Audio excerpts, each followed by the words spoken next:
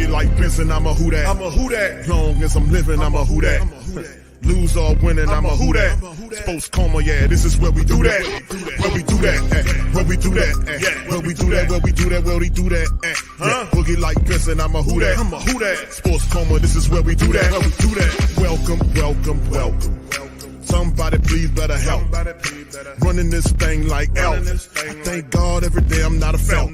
Go to YouTube Live with Big Q and the guys. If you ain't ride or die, the bandwagon get flipped. Been marching in, that was way for the ring. I was yelling out your shame for the championship.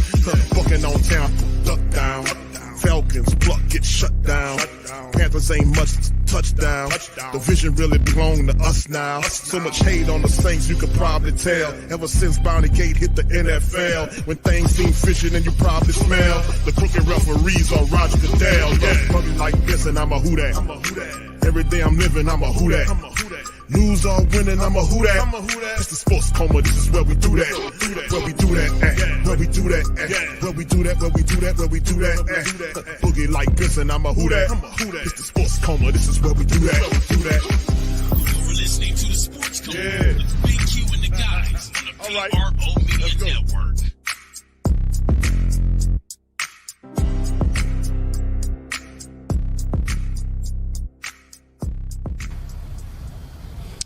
I don't really know that they're particularly close right now. I think one can get done. Like, here's the thing about Kamara's contract. When he signed it a couple of years ago, he was never playing in 2025 under the terms of the deal because the cap hit becomes $29 million. And no one in their right mind has a running back in today's NFL with a cap hit of $29 million. So this was always, 2024 was always forever and ever the essential end of the contract. And so we don't know the particulars because the Saints don't want to get into it publicly, but you can guess what this ultimately is, that he's going to want some form of guaranteed money in 2024, which would frankly be cosmetic because he's going to make the team in week one and then his money would be guaranteed anyway. And he would probably want some form of guarantee in 2025 under the terms of a new deal. This would essentially be an extension where you would rip up 2025, that he would stick around much longer. 29 years old, very important for what these Saints are doing in this offense. But I don't believe, Tommy, that the Saints are motivated or moved, rather, by what San Francisco did with Christian McCaffrey, for example. I think that they believe in their process. They know how they are building their team. And so I think the evidence that he's out here, that he is, we see him there taking that screen, I think something ultimately is going to be done because both sides want something to be done, but we're not going to be talking about it like it's, some record-breaking running back contract whenever it does happen. JJ, Kamara hoping for a new deal, but also hoping to get this team back to the postseason, something they have failed to do the past two seasons, and a failure that a lot of Saints fans, I think, put and pile on head coach Dennis Allen. Third year at the helm for this head coach, and the pressure is on. There's no question about it. And I talked to him just a little bit ago, standing right here, about that urgency.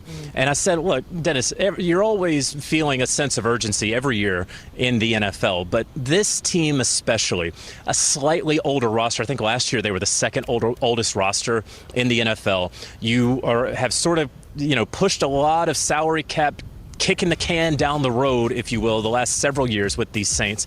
And so it needs to happen, right? It really needs to happen. And he understands that, but he also says, listen, we are not worried about the outside noise. We're worried about our own standard and raising that standard, meeting that standard. Remember, Dennis Allen has been a member of this organization for the better part of the last 2 decades on the defensive side as a coach and coordinator, and then, of course, becoming the head coach a couple of years ago. He understands that this is an opportunity for this team if they get quality quarterback play from Derek Carr in Clint Kubiak's new offensive system. They are in one of the weaker divisions, if not the weakest division in football in the NFC South. And, of course, he captains a defense that last year was really, really good. Top 10, top 5 in third and fourth down defense. And what I just saw out here at practice for 2.5 hours, no reason to believe that they will not continue to stay in the top 5. JJ, you brought up Kubiak. He's been coaching for about a decade and a half, but this is one of his most high-profile positions, if not the most high-profile here. What are they saying, the Saints that is, about having him be calling the plays and what this offense will look like in 24? Yeah, so for almost 20 years, there was the Sean Payton offense. And even when Sean left, it was Pete Carmichael Jr. as the offensive play caller. And then, of course, he moves on, and now it's Clint Kubiak, who obviously comes, from San Francisco, where he was the pass game coordinator, comes out of that Kyle Shanahan system, but also, of course, his father, Gary Kubiak, who's been doing it for so long. And so this is something where you're going to want to establish the run. They do want to take a lot of elements from what we have seen from San Francisco the last couple of years and bring them here.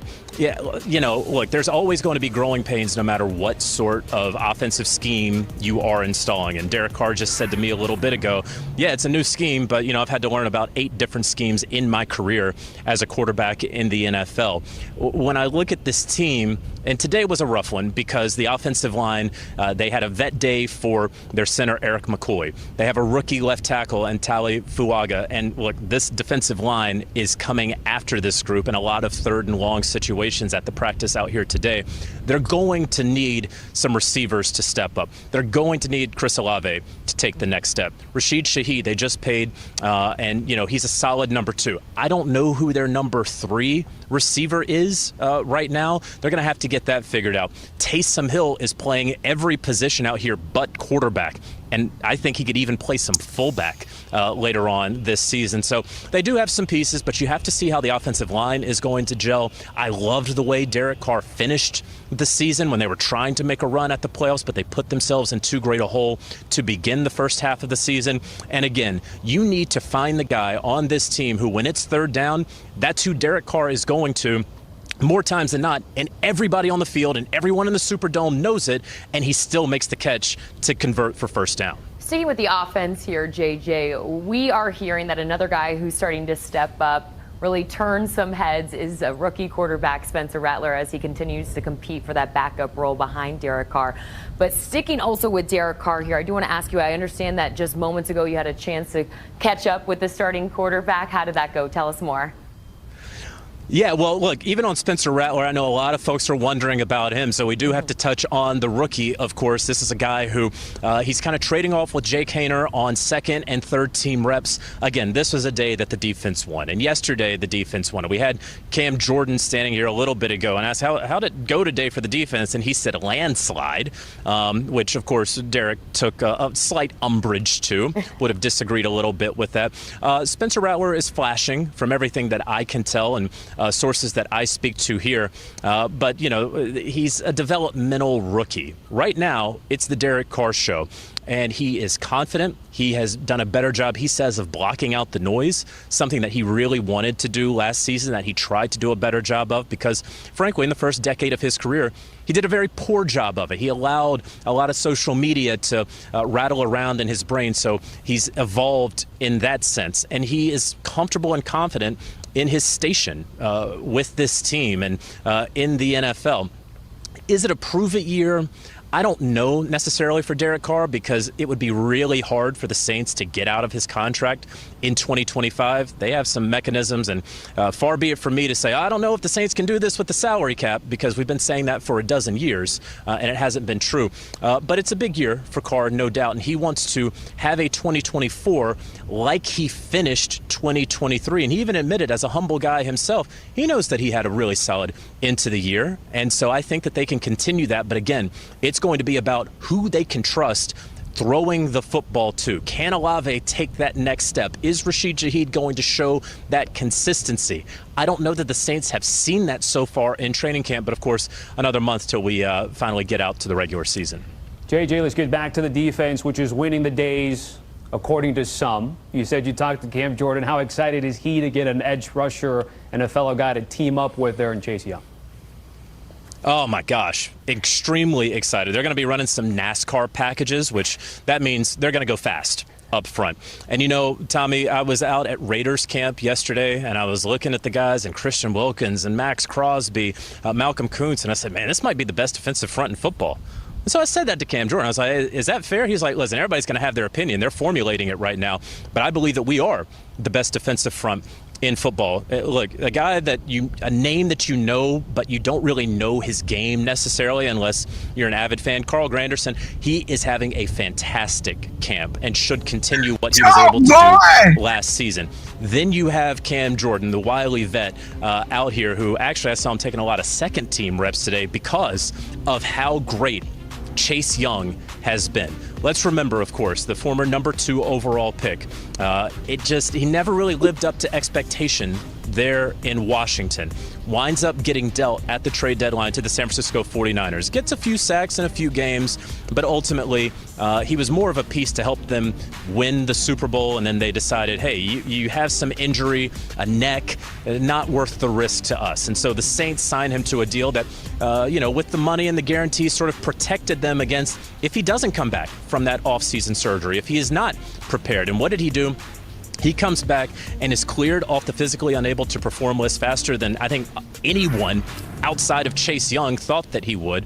And so now he's out here winning almost every rep against the rookie left tackle, Tali Fuaga. And that's okay. That's more or less to be expected. But Chase is on a trajectory that, if sustainable, can help bring him back to what we thought he could be when he came out in 2020. So again, long way to go, long season, no doubt, but he's feeling very comfortable and confident, and that much is evident out here with how much he is winning one-on-one and team drills every single day in these pads. Yeah, and that's something, the confidence that has been lacking Young over the past few seasons. He's looking to prove a little bit more this upcoming season. With all this kind of being said, JJ, and all the uncertainty still surrounding this franchise, what are their chances to really capture the division? Right now, the third best odds at plus 380. Where are you leaning? Well, I think that this is a team that clearly is going to be led by the defense. And they have shown from last season that they are up to the challenge, right? I'd love to see Marshawn Lattimore out here a little bit, but what they have done in the defensive backfield, remember they drafted Kool-Aid McKinstry in the second round, probably as a little bit of a hedge in case something happened with Marshawn. You still have DeMario there in the middle of the defense. And again, we talked about the defensive front. So if they're going to be a top 10, top 5 defense, you just need the offense to take care of the football. You need Derek Carr to be upright. And I think if he looks more like the second half Derek Carr of the 2023 season than the first half, if he doesn't have to sustain all the injuries that he did, playing hurt as much as he did, as often as he did last year, this is a team that they absolutely can. Look, I don't know that I would take them over the Bucs or the Bucs over them right now. So when you say the third best odds in the division, I like the Bucs, but also this defense, if the Saints can just put up enough points on offense and not turn the football over. And again, they need to move the six. They have to find a third down receiver. If he is not currently in the building, if Chris Olave can't step up, they have to be able to get that possession receiver. But outside of that, I do like this team in one of the weaker divisions in football to hopefully, for the first time in Dennis Allen's tenure as head coach of the New Orleans Saints, get back to the postseason. Talk, boy! Let's hear it, man. Shout out to the fam. Appreciate y'all being in the building. Big ups to the fam, man. Welcome, welcome, welcome. You're now rocking with the Sports Coma with Big Q and the guys, where we have intense, entertaining, educating, and enlightening sport talk from your favorite sports fam. We up in this thing. Day number 7, the Saints camp, man. Appreciate you. Open up the broadcast. A little report here, man, from CBS Sports, dropping the science and talking about the black and gold. Some points, were actually pretty damn good. What he was talking about, and to be honest with you, there still is a lot of mixed feelings, so to speak, about the New Orleans Saints insofar as where people, and it projects the Saints as. Like, there are a lot of questions to where people want to put the black and gold. That's a big part of the thought process here. And even if some of the diehard folk, to be quite honest with you, man, the diehard folk are like, man, wow, I like him, but I don't like this. I like this, but I don't like this. I like this, but I don't like that guy. You see what I'm saying? And it's one of them situations where you just got what you got to do. That's what a lot of people want to say, because listen, fam, they feeling like that because it was just too much heartbreak insofar as just giving up our emotional energy to something and they're not even following the correct principles. So there are things to be very positive about dealing with the black and gold adoring. The philosophy switch in terms of talking more about accountability. I think that's astronomical. I think that's very good, very big, because that ultimately leads to success. There is a certain energy that's on over the team, and that energy is an energy of urgency. It's an energy of urgency that's over the team that Dennis Allen understands. There is no more protection. It's put up and shut up year. It's put up and shut up.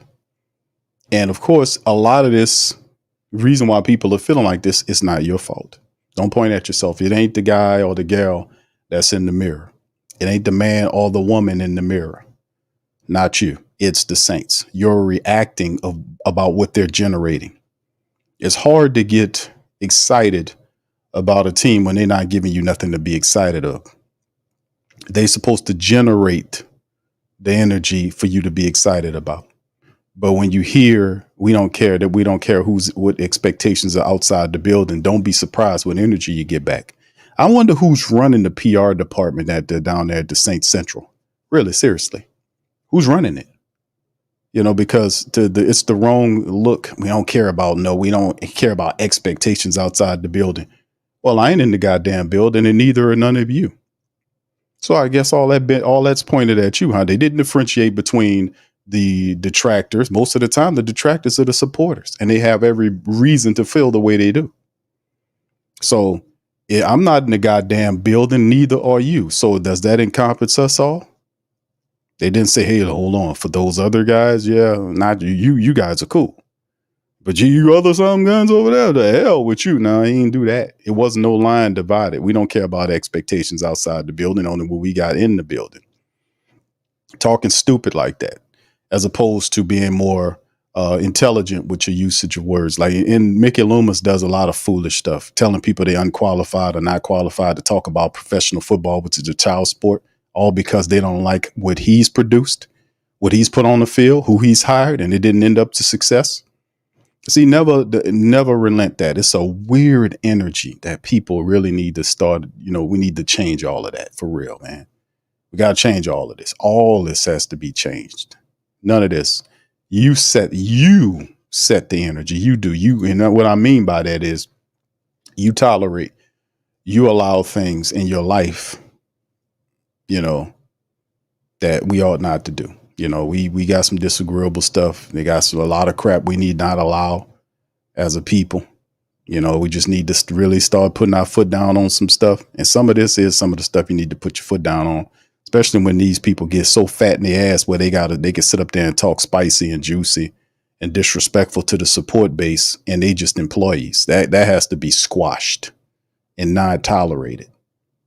I'm just keeping it 100, keeping it all the way funky with you, man. That's what I always been. I've been on that time for a long time, man. I've always been on that time. I never approached this with a dumbass mindset. Well, I'm black and gold until and then whatever they do, we good. No. If I'm going to put some money into you, I'm going to have some say. How about that? Because money is power, right? And what I always was taught, right? Money is power, right? Money is a form of power, is it not? Check. So if I'm supporting you, then I'm going to take the support that I give to you, monetarily speaking, and I'm going to translate it into power, which I'm going to use. I'm not advocating nothing because they don't do it for you. They talk spicy and reckless to you. You about to get that issue every way we can. But anyway, man, listen, the bottom line is we'll see exactly what the Saints can produce this year. I do like some of the changes, finally, of what we've seen from this team, changing the entire, damn near 90% of the offensive room, putting an entire new philosophy in it. And according to a lot of reports and video reports that we've been getting, has been showing that the Saints defense is definitely leading the charge in training camp. And is that really a surprise? That's not a surprise to me. You know why? Because that's the same damn defense they've been using for a long time. That offense is new. So the offense has to figure out what they got to do. So the defense does have an edge over the offense insofar as it hasn't changed very much at all, if anything. They've been doing the same thing a very long time. So when offense comes new wrinkles, so you expect the offense, with the offense coming in with the change, the new wrinkles going to happen. So I expect the offense to be behind the defense, but the guy says he expects the Saints defense to lead the Saints this year. That's what the guys say. Boy, if that's the case, you get ready for a failure. The offense needs to lead. It's too much money in the hands of the offense for the defense to be leading. No, hell no. Hell to the no. We can't let that happen. Offense has to take its rightful place over the top of the team with a $150 million quarterback and weapons all over the goddamn place. Ain't no way in the world the defense should be leading the Saints anywhere this year. It should be totally the offense. Straight up and down and all around. Bottom line. All right, so anyway, let's jump into it, man. We got some of the stats, or not stats, but the highlights playing from today's training camp sessions. You've seen a lot of stuff going on with Paulson Debo. Well, actually, Alante Taylor going up against Chris Olave, man. They were having some really good, one-on-ones that was going on. Longest practice session is tabulated at just over 2.5 hours of practice the Saints had today. A very long session that the Saints had today. A lot of chippiness happened, according to a lot of the reports hanging out there. And it's been, it's been what it's been, And of course, he talked about McCoy. You heard the report about him talking about McCoy. He pretty much gave us a good breakdown of what happened at camp. That's why I played it. It was a nice 4 or 5 minute little run, but he gave us some information about camp. We're going to react to some of the interviews with Dennis Allen and all that. Well, we talk about some of the people that wasn't there. Cedric Wilson and Equimia St. Brown were absent. It was a few other things that was going on. Like I said, some of the battles, some people say they seen Juwan Johnson out running, which is good. A lot of reports indicated that he'll be ready to go, and we need Juwan Johnson in his final year. It's a contract year for Juwan Johnson, by the way. So we really need him to step it up and become what we think he could be. So we need Carr and him to be on the same page as well. And then, of course, the left guard position has been, the other guard position outside of, on the opposite of Cesar Ruiz has been a turnstile of, Lucas Patrick, who we have the interview on. Lucas Patrick is running that right now because of the injuries to Nick Sell-DeVary. Had a calf issue. And, of course, you look at what's been going on with Lucas Patrick, who's just a backup lineman. Has been mostly a backup in his career. And then you've seen Shane Lemieux has been slided into that little competition for that other guard position. So in the end, we'll see exactly how that works. Could perhaps one of these guards step in there? Then again, we don't know the full length of exactly how long it'll take or what's going on there with Nick Sell-DeVary. But also we talk about Brian Bresee had a foot issue that was addressed. So we'll talk about it also. That's some of the stuff that people talked about. Lucas Patrick took all the first team reps. DC Aliudo, Landon Young also got a little bit in there. They shuffled it today. So it's good to see that as well. So, and then of course, Chase Young has just been what Chase Young has been. Chase Young has been phenomenal. He's looked really good in camp. He looks like he never had an injury and he has a lot to prove. So that's what I was saying about the Chase Young factor is big. It's a big factor because you got Granderson on the other side. You got Chase Young on the opposite side. And the featured DE1 is Granderson and Chase is DE2. So you have two supreme defensive ends, young, tall guys with athleticism, both of them really good, that can fire off the end and make plays happen. They also are really good at playing the run. They're balanced ends and not, people like the pass rusher term, which would signify they're better at one than the other. But they're very balanced defensive ends. And they also could pursue the quarterback to keep quarterbacks from leaking out and creating problems with us, those mobile QB threats as well. So the Chase Young factor is really big for the black and gold, man. So it'll be fun seeing what he do. But anyway, let me just, before I get into some of the reactions right here, let me share with you guys a couple of things that would happen at Saints training camp. Give me just a second. Let me show this with you right here. As you can see, this one of the things that happened where you can see Alante. Shout out to Jeff Nowak. He did show some of his little video right here. You can see Olave right there fighting against Alante Taylor, and Taylor making Alante Taylor was making some pretty damn good plays. Look at in the one-on-ones. He's all over him right there, a little grabby, but then knocks it away. And Alante looked good, man, in these reps one-on-one. Well, why? This is wide receiver 1 and supposed to be CB3, right? Well, Lattimore out. I guess he climbed a little bit, but he looked really good, man, up against him. Here's another one right here where he's covering him. He breaks it down, comes back, and boom, slips, and Alante right up on it. So like I said, it's been very popping and positive, man, when you see what the black and gold has been doing. Like I said, they've been saying the defense been winning. Not surprised by that. We know it's going to take a little bit for the offense to kind of get on its game and start really seeing what it's really good at. So, but like I said, man, very positive, very positive, very positive insofar as bringing in the mindset, like the talent's there. You got the guys there. You got the offensive line coach and John Benton, who I like a lot. Andrew Janoko, straight business. Clint Kubiak is straight business. We just need that offense to get on code and produce as soon as possible, which, boy, the season is really ripping and running. So anyway, shout out to you guys. Appreciate you being in the stream. Please feel free to spike the like button. If you're not spiking it, hit the like button. If you're not a subscriber, hit the hell out the subscribe button, baby. Subscribe. But anyway, man, let me get ready to tune some of this stuff up right here. Share this article with you guys from my guys at the Saints News Network. Shout out to brother Kyle T. Mosley and Jay Hendricks and the rest of them over there. This is from my guy Rob from Ross Jackson, 5 standout players the first week of Saints training camp. He did a really good job of kind of breaking this down about people that he believes stood out in camp. He did make mention of it in the first week of camp as we keep it moving and grooving. Here are some of the players that caught his eye. Running back Alvin Kamara is first there. He said it can be easy to miss, but when he was good, he had when he has good performances because no one expects anything less. But despite the already high expectations on the team star running back, he's managed to impress. He took a screen pass for a long catch on Tuesday, padded practice, while also adding a rootless cutback that left a defender frozen on the play. That's AK. Kamara has shown explosion and elusiveness this camp with standout moments seemingly each day. The only thing not seen from Kamara is just his big breakout run play. But once that box get checked, excitement all around, the rusher should be at his highest in some time this offseason. And that is the really tough and strong talking point about Alvin Kamara. Like everything is working its way out for Alvin Kamara to have a big year. If the Saints offensive line does produce.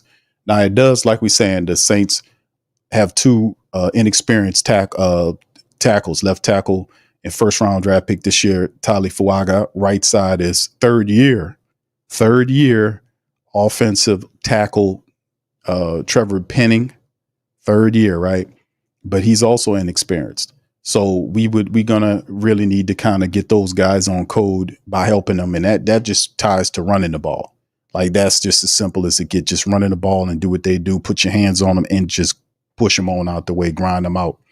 And then, of course, the other guard position where Nick Saldiveri is supposed to be there, it appears, depending on the cap situation, but if Nick Saldiveri falls too far behind one of these other veterans who, have some experience, and they weren't full-time starters, but Lucas Patrick and Shane Lemieux, depending on where Nick Saldiveri, if he can get back in there as soon as he can, those guys are in the mix for that opposite guard position to Cesar Ruiz. So we'll be paying attention to that. But all that is all relative because it's going to be interesting. The Saints didn't take the approach where they went and got in a veteran guard and tried to alleviate as much inexperience on the offensive line as they can, insofar as getting veteran offensive linemen that are not so much career backups, more like a guy that actually has the potential to start. And they thought that might be Yali Udo.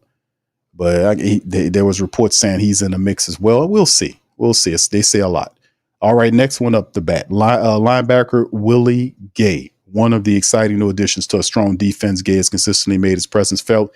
He's made the big stops in the run game, covered well sideline to sideline, even rushed the pass on occasion with success in creating pressure. He has at one point covering Swiss Army knife Taysom Hill. Imagine that. On an out route and managed to close the gap in a trail technique to knock the ball away. He's fast and hard to miss on the field. And that's why Willie Gay is here on a 1-year contract, a prove-it deal. Also, Pete Werner is on his last year of his contract. So if Willie Gay not only could be the guy, that we think he could be, he could earn him another contract leading into the future. And could Willie Gay be the guy that ultimately take the Saints into the future insofar as being that next Demario Davis, dare I say? Does he have that? Because Demario got a couple years left on his contract before it's up. So it'll be interesting to see. But I like Willie Gay a lot, man. Great addition. Great addition. Kool-Aid McKinstry is the guy. The rookie cornerback has stood out in several ways. He shut down wide receiver A.T. Perry in one-on-one matchup drills. The drill had no ball thrown, but still allowed wideouts and cornerbacks to go head-to-head on a release from the line of scrimmage. McKinstry got his hands on Perry and effectively stonewalled him off the line. That play strength has translated to the field and team drills in which he's seen a lot of first-team reps while starting cornerback Marshawn Lattimore is out. He even made some great plays as a jammer on punt drills. He's shown his versatility and ability to impact multiple areas of the game quickly. He also can act as a kick returner. He did that at the University of Alabama. Very talented cornerback, and obviously the future of the Saints secondary is Kool-Aid McKinstry. So, I mean, it's big. And, of course, the rep, I've seen some film of the A.T. Perry situation. A.T. Perry definitely need to get stronger, man. A.T.'s 6'3", 6'4", is a lanky kid. But he damn sure have to get stronger. He got some speed to him, but Kool-Aid McKinstry is a dude that a lot of people like a lot, man. They see star written all over him. Chase Young, 3 snaps. Was it all it took for Young to become everyone's top story in camp so far after spending some time in walkthroughs and some individual drills? He finally moved into team drills, but the pass went on and impressed right away. Young had 2 explosive pass rush reps of the 3 was given on Monday, then followed it up with several big plays when he took the majority of the first team reps on Tuesday, sniffed out an end around to the wide receiver Chris Olave, closed in on Carr on a bootleg, and even chased Kamara down as he caught a check down over the middle and ran for extra yards. Chase Young, we heard the reporter from CBS highlight Chase Young and talk about Chase Young's impact. Listen, can't overemphasize that. We just got you talking about Willie Gay. These guys will be special, when you talk about Chase Young starting opposite to Granderson, Willie Gay next to Demario Davis, because of these are not rookies, these are young veterans with a lot of potential. So Chase Young in a healthy rotation with all Cam Jordan and others to keep them fresh, and man, it's just going to be interesting. The Saints defense, that gives them the pop that they've been missing, the extra rush to get to the quarterback, stand fresh. And then a linebacker like Willie Gay that can cover from sideline to sideline, blitz, drop in the coverage, cover up the tight ends. We're looking at something this year with the defense, right? Big Nate Shepard, not a guy that that's going on to talk about, but his defensive tackle entering his second year in head coach Dennis Allen's defense. That's exactly what it looks like too. Shepard is clearly comfortable in his role and now adding more to his game after getting the fundamentals of his role down during the 2023 season.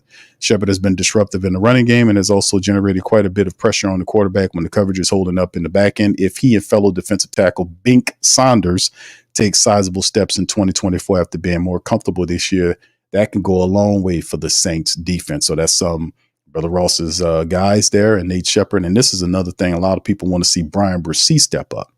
He had that foot issue, but man, even though I do like Nate Shepard, he's a workman type defensive tackle. Bink Saunders is a bowling ball. But to be quite honest with you, man, Brian Bresee is a different interior defensive lineman altogether. Linebacker type speed, very difficult to block. Man, what can I tell you about that guy, right? That freaking guy. But right now he's dealing with an injury issue right now, unfortunately, and we'll be keeping an eye out to see what's going on with him. All right, fam. So anyway, shout out to you guys. Much love before we get popping in that. Brother Gundam, shout out to you, man. Says Big Q was right. These guys do listen to social media. Oh, yeah, hell yeah. You ain't going to know the Saints if you don't know. We talk it. We walk it, we talk it, man. We've been doing this for a while, man. We've been talking it and walking it for a while. We ain't new jacks to this at any step of the imagination, right? All right, Philip Harvard says, I'm very happy with the team and where we are right now. I can't even see last season that bull crap. So he's so far behind me. The players see to be focused. That's what the difference is this year. It did. They seemed focused last year, bro. Just being, I'm just paying attention because I try to stay right here, right? And I compare what it was last year. That's how I know if there's any progress. You look at what it was and you remember what it was from the year before. When the Saints came into training camp, it was that kind of energy. It was energy because you had players that came in that the Saints was signed that they were very amped about. The free agency and the draft was right behind it. And that's how they usually do it. They go into the season and it's a pretty decent energy going into training camp. And it wasn't bad. But like I said, man, each year is its own beast. It really is. But I do compare each of them. That's how I kind of gain my contrast, Thank you, Philip. All right. What's up, DJ Twigger? How you doing, sir? Appreciate you. Brother Duke, much love to you guys. Appreciate you. Red Swarm says, one love, Big Q. And everybody in the chat, just checking in. All right. Thank you, bro. Appreciate you, man. Thank you. Okay. Oh, we got something for Kirk Cousins, man. Gonna knock him on his ass. All right, what's up, JT? Big ups to you, Dre Day. Much love. Salute, brother Julian. Salute my family. Appreciate you, bro. Much love. Brother Phillip adds, our offense will be good, but our defense will definitely be leading the team, and I believe we'll be leading everyone team, and our defense is going to be a monster this year. Y'all will see. All right, thank you, Brother Phillip. I hope not the defense leading the team, man. I really don't. I want my offense to lead the team. I really do, fam. That'll be different if you had a young offense that was incapable of doing it, right? But the Saints are an older team, man. We need that offense to step up, man. The offense needs to lead this team. We are not the Baltimore Ravens.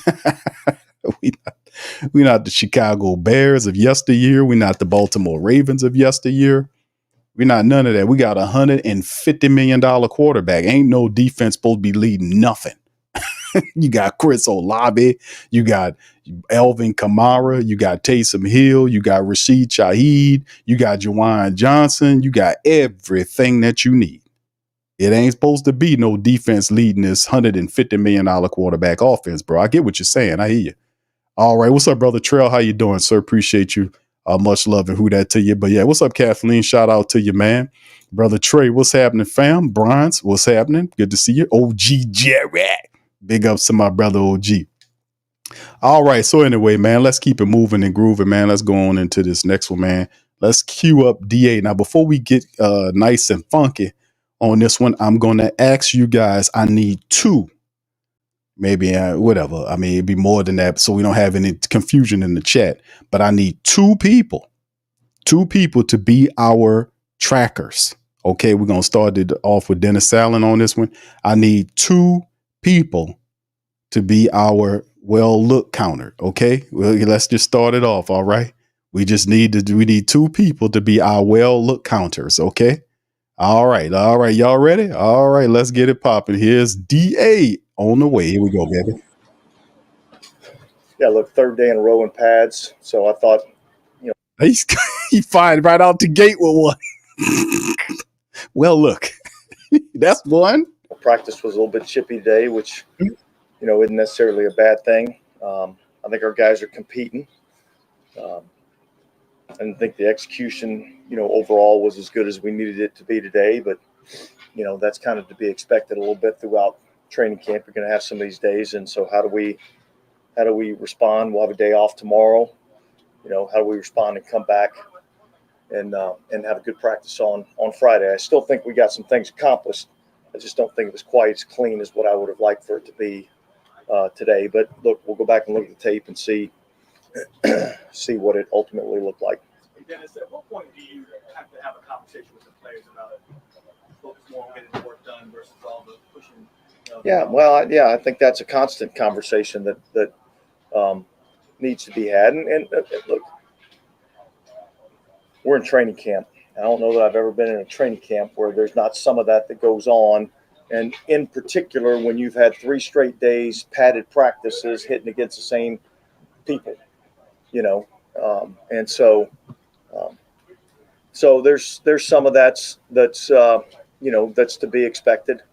And obviously we can't let it get escalated because you can't do that in the game. And so I think that's just a constant thing that we're talking about and discussing. And look, I think relative to a lot of places I've been, we've been pretty clean in that area. So we'll keep working at it. Is that what kind of prompted the sprints before the last set? It's obviously a little unusual. No. We've incorporated a little bit more of what I'm calling the developmental period. So there's only so many reps that go, in training camp. A lot of those reps are going to the 1s and the 2s. And so some of the guys are on the 3s, aren't quite getting as many reps. And so this is an opportunity at the end of practice for them to get, 10 to 12 good solid reps. And develop some of these young players. I think that's, the business that we're in. And so it's something that, we're trying to incorporate this year. We'll see how many times we can do it, how much we can get out of it. Numbers and people available will obviously,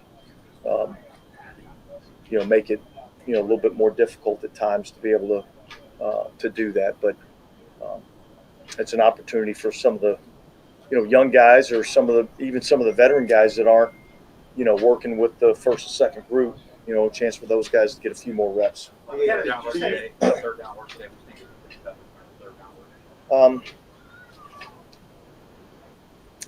thought overall, I'd say pretty good.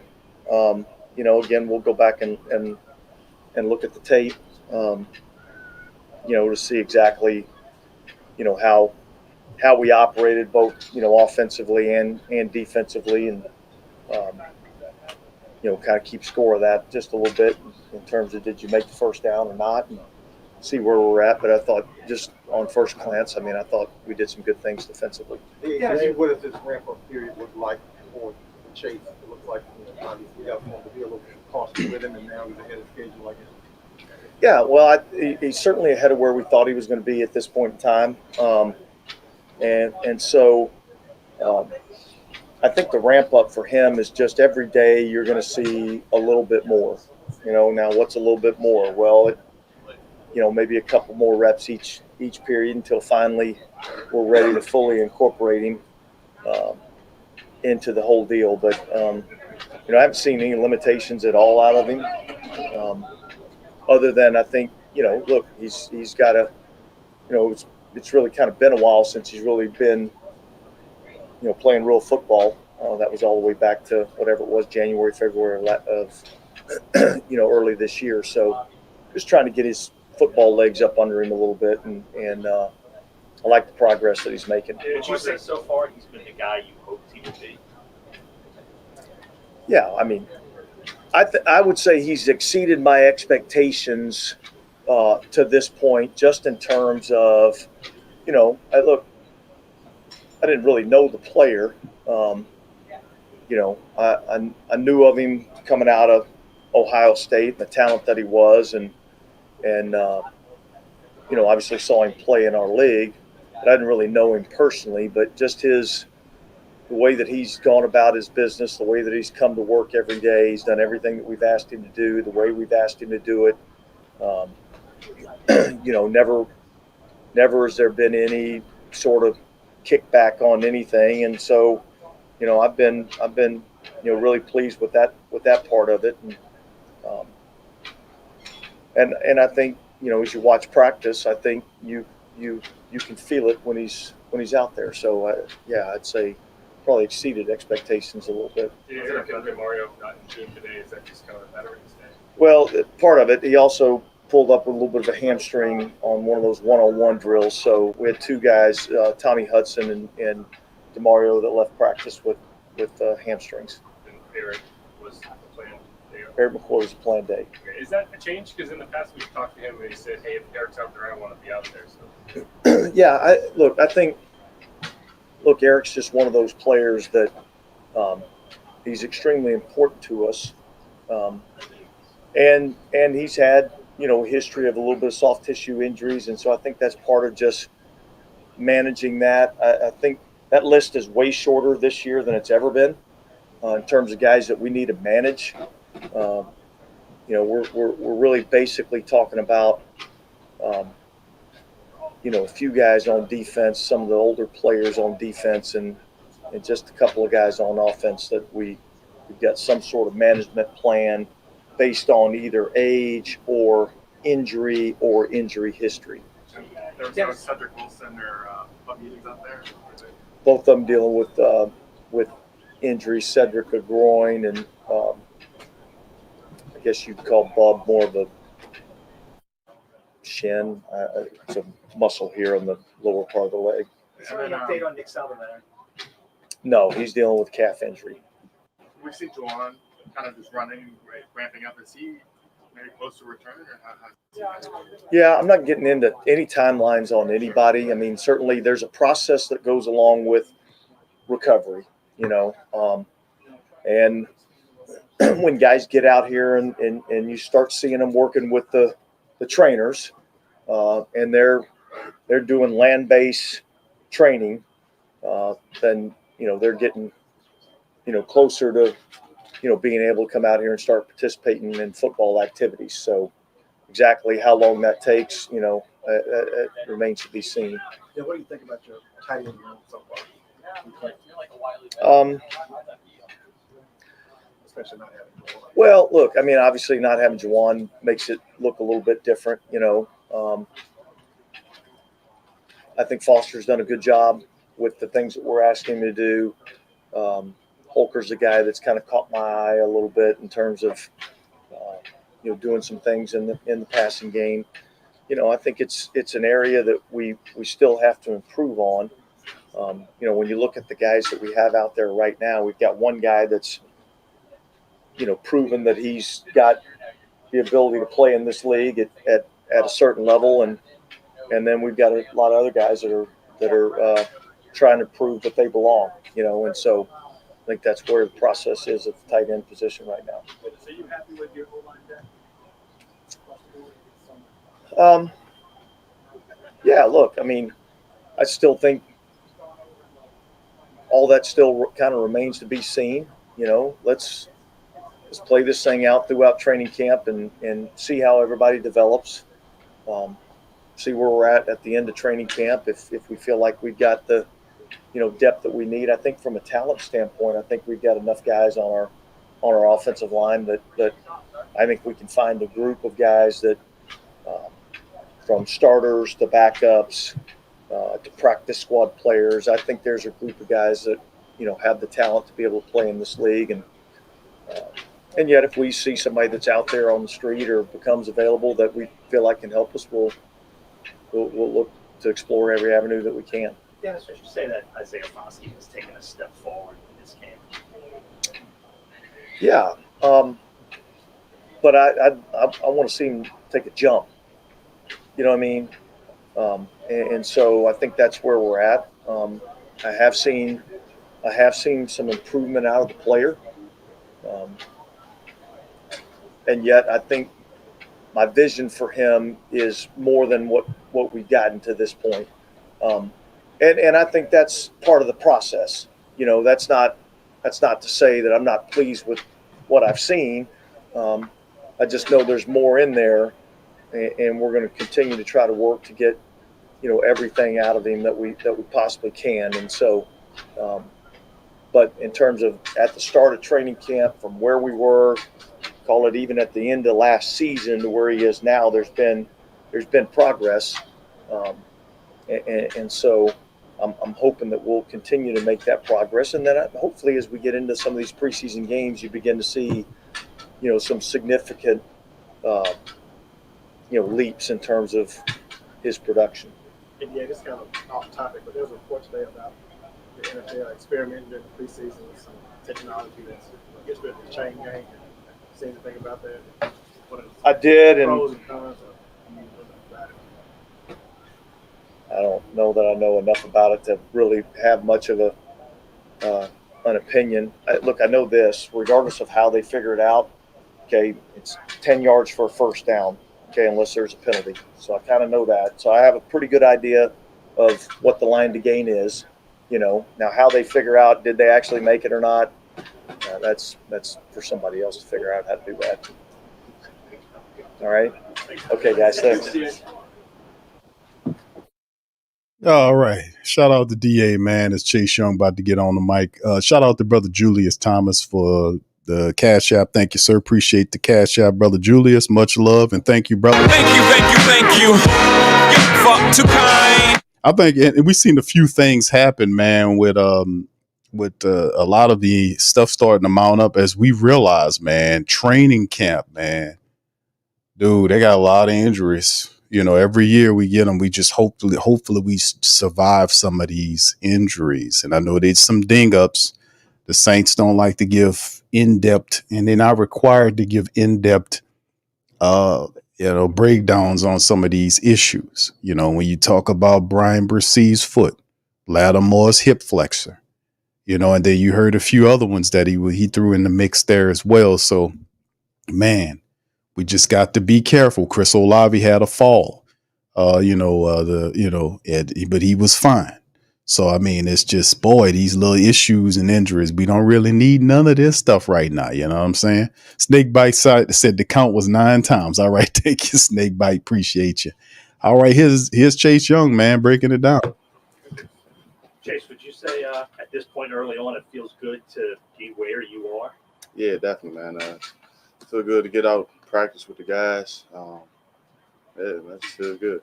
Hey, did you expect to be cleared this early? I think Dave said you got cleared early, but did you expect to be cleared early? I feel like I was just doing what I had to do to speed up my, recovery process. And what I did, it worked, and, it was great. What was the wait like just trying to get out there? Yeah, I mean, it was, I started to read more, I feel like. Times where I just couldn't work out or just had to, not be involved with, what the team was doing. Just really had to just bite down and, lock in on just recovering. How do you feel like you've done the rest of the guys? I feel like they're pretty good. Still getting the playbook down, getting real comfortable. But yeah. Is there anything different about recovering from this injury from some of your previous ones? Yeah, I mean, this one is just, I just really just had to chill and just let my body do what it do.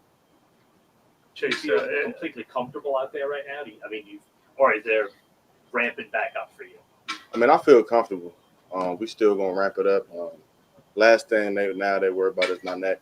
They just making sure, because I had to sit 2 months that everybody else was working. So just making sure I don't get no soft tissue injuries, nothing like that. That's why we ramping it up. And Chase, timetable is one thing, but also like what do you miss in those 2 months as far as working out, staying in the shape you used to be in and everything? Yeah, I mean, that's all been really positive for you coming back, you think? Yeah, I mean, I'm still young, so it didn't hurt me too bad, right?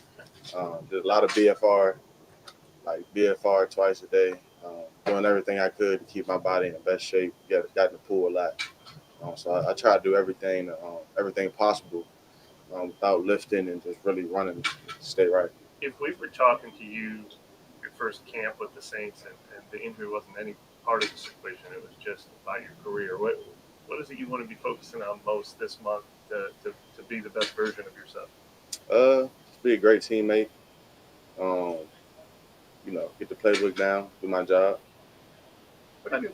I know both Dennis Allen and Mickey Loomis said they feel like you do have a healthy chip on your shoulder, and they like where they're getting you in your career. I mean, is that a fair way to describe your attitude heading into this season? I'm just going out like I do all the time, be myself, do me, and just be Chase Young. But if you made a pass rush around you as well, some of the other guys? Yeah, we got some dogs. I ain't gonna fake. Big Carl, obviously the OG came. Been learning from him a lot. And just trying to soak up everything that I can from those guys to add to my game, just to make us all, as a whole, real good group. What do you think DA was saying how impressed he was with you physically, how imposing you are. But where would you say you are physically, I guess, in the process? Maybe if you put a percentage on. I don't even have no percentage, man. I feel good. I feel like there's, I still got another month to the first game. I feel like I've been in the weight room every day, so still trying to stay on top of my body. So I think I'll be even better in a month. Did you say earlier you were reading? Yeah, I've been reading a lot more when I was just injured, because sitting in the house, you get tired of watching TV. I just started reading a little bit. Or what have you been reading? So right now I'm reading something called Do Hard Things. It's something, it's a nice little read. In camp, I ain't reading that much, maybe like 10 pages a night, just to calm myself down a bit. You find that relaxing? Yeah, relaxing. And got to feed the brain. What is your impression of Carl Granderson so far? Like, what does he do well from your vantage point? First of all, he got a dog mentality. I feel like it has to start there. You gotta have that dog in you to, I feel like, to be great at this game. He has a very good bend, I feel like, around the edge. Very great power. I feel like he has a wide range of moves that he can use in his toolbox. And, we always going back and forth about, okay, Carl, what you do right here? And, he asked me what I do here. If it's an angle, if it's a step. We always come talk to each other after, maybe a third down. Right.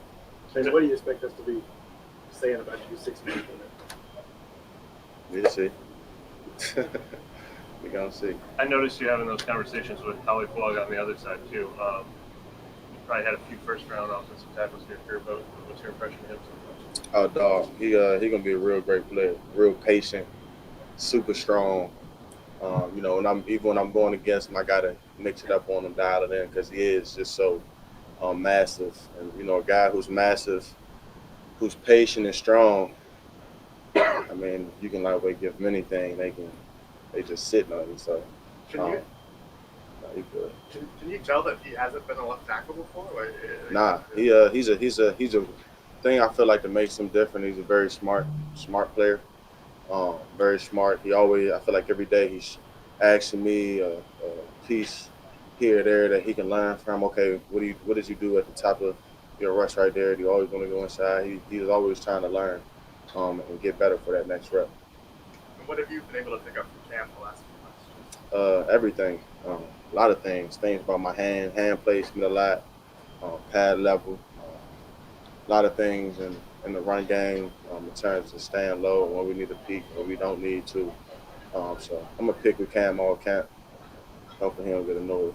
And you work with some, Kerrigan and other pass rushers, but does he provide kind of a different perspective for you at all? Is this fresh for you?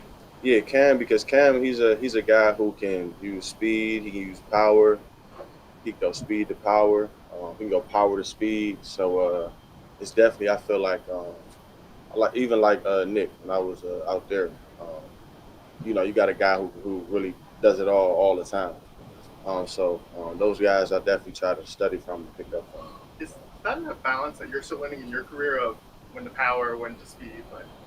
Yeah, I mean, I feel like we always gonna learn. It's always something, we can learn how to change up on the guy. I feel like that's gonna go even when I'm, God willing, year 12, 13, I'm still gonna be learning. Is that an area though where you maybe made some of the most growth in your career? Is deciding the ratio and the timing of which, since you have both in your arsenal? I'll just say I wouldn't even say the most growth. I just say just inching every day. Has deciding what weight to play at, was that something you toyed around with earlier in your career and you felt good with in recent years? Yeah, I mean, as long as I feel good, as long as I know I can move, I can bend the edge, I ain't really too tripping. As long as I don't look fat. That's your key. Right. As long as I don't look fat out there, then I'll be all right. And how unique has it been to play some snaps next to Cam? That's a pretty fun combo. Huh? Legendary, getting snaps for the Hall of Famer.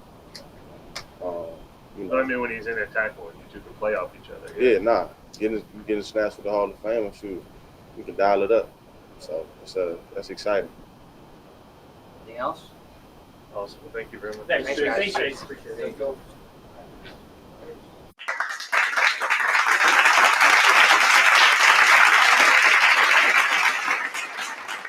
All right, shout out to Chase Young, man. All he needs to do is stay healthy, man, and continue to do what he's been doing, man. That's the thing about Chase Young, and getting back to the football field as fast as he did, having the neck surgery, and getting back doing this thing, man. Just has to stay healthy, man, and he's gonna do his thing. And he was talking about a certain book, so I just looked it up for some of the family members here to kind of check it out. The book that he was talking about that he was reading is this one, Do Hard Things by Steve Magnus. It's on it's on Amazon. Y'all can check it out. It's basically a breakdown. It's a national bestseller, and pretty much the kind of the boil down on it is, in Do Hard Things, Steve Magnus beautifully persuasively reimagines our understanding of toughness. A must read for parents and coaches. And pretty much it says toughness has been long held as a key to overcoming challenge and achieving greatness, whether it's on the sport field, in the boardroom, or at the dinner table. Yet the prevailing model has promoted a mentality, the word's kind of small, based on fear, false bravado, and hiding any sign of weakness. In other words, the old model of toughness has failed us. And then he goes into breaking down the different things. So kind of a must read for some of the family members who want to know what Chase Young was reading. There it is. So anyway, let's get back on to Saints camp. The room we have is a tight-knit room. It's a close room. Of course, we got a stud at quarterback. I played against this defense twice in my career and last year, and it's a tough, challenging defense, and which only makes you better on offense. So it's kind of fits everything I wanted, and hoping to find a team. Lucas said even just the first team, I think you had 3 different left guards kind of rotating in and out today. What's the difficulty in that? I mean, what is kind of the skill that's needed to? Shout out to the fam, man. By the way, I'm gonna get it back on there. Shout out to the fam. Good to see y'all in the chat. Appreciate y'all, brother Julius Cartel. Good to see you, fam. Appreciate you as well. Tuck, shout out to you. Good to see you, brother Rose, in this thing as well. Much love. Appreciate all y'all for being here. Here we go. Lucas. It's communication, and JB does a great job when we're doing Indy. We rotate, and I got to know who's next to me. Whether it's a young guy and kind of figuring out his skill set versus a veteran who's seen a few different looks, and you might have something on paper that's how you do something, but we're the ones out there fighting and battling, and they may see it a little different way, and working with them that way. So really comes down to communication and trust. And like I said, alluding to the room's really tight. Love coming to work with, all the guys we have in there every day. And that makes it easier is the willingness to work and the communication that we do have up front.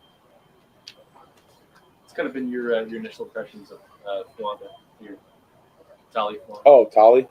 I've been fortunate in my, I guess, decently long career to be around a couple first rounders.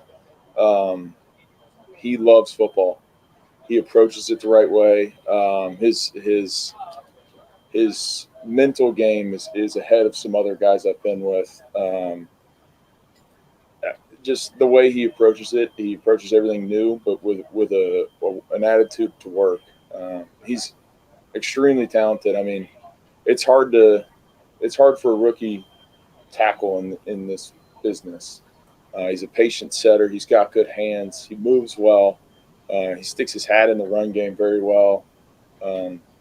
Whatever they were doing at Oregon State, they were doing some good things because he's kind of ahead of some other guys I've been around. And it's all a testament to him. I mean, he's clearly worked very hard the whole time.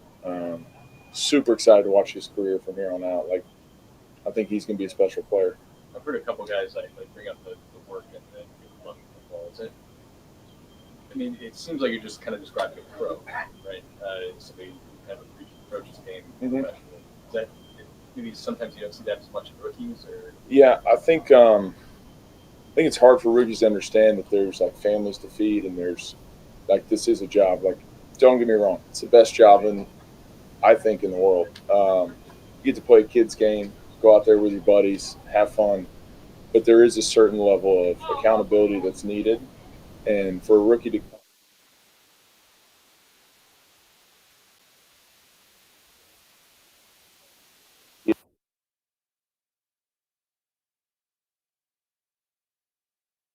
All right, fam, just a second here. I think that was already the issue with the sound that was already on the video.